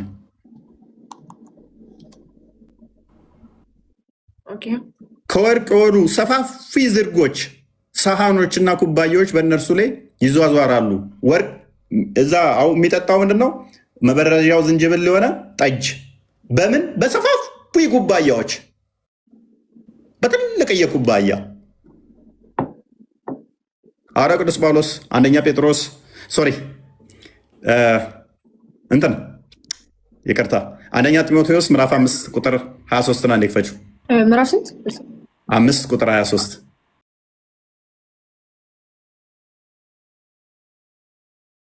ስለ ሆድህና ሉክ የተሰጠው ትእዛዝ ስለምንድን ነው? አንዴ ስለ ሆድህና ስለ በሽታ ብዛት ጥቂት የወይን ጠጅ ጠጣ እንጂ ወደፊት ውሃ ብቻ ትጠጣ። ስለ ህመምህ ምን ጠጣ አለ? ትንሽ ወይን ጠጅ ጠጣ። አንደኛ ምን ያደርጋችኋል ብያችኋለሁ? ከፍተኛ የሆነ ፕሊስ አንድ የሚታርገው አንቲኦክሲዳንት ስላለው የፍሪ ራዲካል ሴሎችን ያስወግዳል። አንድም ሪላክስ እንድታደርጉ ያደርጋችኋል። ጭንቀታችሁን እንዲያስወግድላችሁ፣ በህመም እየተሰቃያችሁ እንደ ማደንዘዣ ያገለግላል። ማደንዘዣ የለም ነበረ፣ ትናንትና ነው የመጣው ማደንዘዣ። ሐኪም ቤቶች ትናንት ነው የመጡት። ስለ ሆድ ህመም፣ ስለ እንደዚህ አይነት ችግር ጥቂት ይህንን ጠጣ አለ። መሐመድስ የግመል ሽንት ጠጣ አለ። በገነት ደግሞ የሚጠብቅ ምንድን ነው አለ? ወይን ጠጅ። የምጠጣው ደግሞ በምንድን ነው? በትልቅዬ ኩባያ። ይቅርታ አድርግልኝ፣ ረዥም መንገድ እየተጓዝክ ነው። አሁን አንተ እዚህ ጋር ያወራ ያለው የግመል ሽንት ጠጡ ብሏል አላለም ነብዬ? የግመል ሽንት ጠጡ ብሏል አላለም ነብዬ? የግመል ሽንት ጠጡ ተባለ አይደል? የተባለበትን ምክንያት አለው። ይሄንንና ያንን አታያይዘው። ይሄንንና በሳቱ ይሄንን የግመል ሽንትን የግመል ሽንት የግመል ሽንት ካንሰር በሽታ ያመጣል። እስቲ አንድ ቆይ ቻሌንጅ ታደርገኛለህ? ሬድ ወይን እኔ ጥቅም እንዳለው ቻሌንጅ ላድርግህ። የግመል ሽንት ካንሰር እንደሚያመጣ ደግሞ እኔ ከWHO ላይ ከዓለም ጤና ድርጅት ላይ መረጃ ልስጥ። እስልምና ለቀህ ትወጣለህ? ቆይ አዳምጬሃለሁ። እኔ አሁን የጠየቅኩህን መልስ መልስልኝ። ወደ ሌላ ቦታ ራስን ጎትተህ አትሂድ። ስማ፣ እኔ እየጠየቅኩ ያለሁት በዛ ጊዜ የግመል ሽንት ጠጡ አትጠጡ አይደለም ጥያቄው። በዛ ጊዜ ትራዲሽናሊ በዛ ጊዜ ሲቪላይዜሽን ስላልነበረ የዓለም ስልጣኔ በጣም ዝቅተኛ ደረጃ ላይ ስለነበረ፣ ስማ ትራዲሽናሊ ልክ በአሁን ጊዜ ማለት ነው። አሁን ለምሳሌ ቢርቴ በሽታ የሚባል በሽታ በሀገራችን ውስጥ የሚታወቅ ነው። መድኃኒቱ ምንድን ነው ብዬ ብጠይቅ አንድ ሁለት ነገር ልትነግረኝ ትችላለህ። ከዛ ውስጥ ራሷኑ የሌሊት ወፍ ስጋ መብላት ነው ልትለኝ ትችላለህ። ገባ? ያ ከትራዲሽናሊ አመለካከት ጋር አስተያየት ጋር እዛ ውስጥ የግመሉ ሽንት ውስጥ ያለው ንጥረ ነገር ለሰው ልጅ ሆድ ህመም ምች ስለሆነ ብቻ በዛ ጊዜ ከትራዲሽናል አመለካከት ጋር ተያይዘው የተባለ ነገር ሊሆን ይችላል። እኔ ግን የጠየቁት ጥያቄ አንድና አንድ። እናመሰግናለን።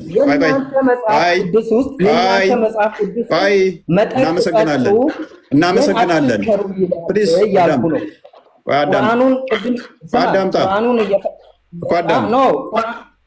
ስማ ቁርአኑን አንተ የተረጎምክበት መንገድ አንተ ቁርአን ለመተርጎም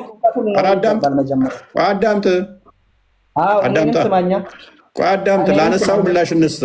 አዳምጥ። ቆይ ለምን አንተ እኮ ከግመሉ ሽንት ጋር እያያዝክ ነው? አዳምጥ። ቆይ ጥያቄ ነው እየጠየቀ አትስከሩ ይላል መጽሐፍ ቅዱስ። ይህ የእግዚአብሔር ቃል ነው ወይ እያልኩ ነው። ከማስወጣ አዳምጥ በእናትህ። እሺ ላዳምጥ። ትራዲሽናሊ ነው ይሄ ባህላዊ ድሮ የቀረ ነው ብሏል ነብይህ። ኋላ ቀር ነው የምንለው ለዚህ ነው። የነብዩ ንግግር ነብዩ ከራሱ አንዳች አይነገርም ወይ ከሆነ እንጂ ተብሎ የተባለለትን ምን አለ ወንድማችን? ይሄ ኋላ ቀር ነው ድሮ የቀረ ነው አለ። ነብይህ ኋላ ቀር መሆኑን ስለነገርከን እናመሰግናለን። ቁርአንንም አታውቀውም። ነብይህ በመረታት አትፈልግም። ለመሸነፍ ስለማትፈልግ ብቻ የሰውን ንግግር እያጥላለ አታልቅስ። ጤናም የለውን የሰውየው ከምሩ ነው እንደዚህ አይነት ጭንቅላት ተሸክሞ ከኔ ጋር ሊያወራ የሞከረው።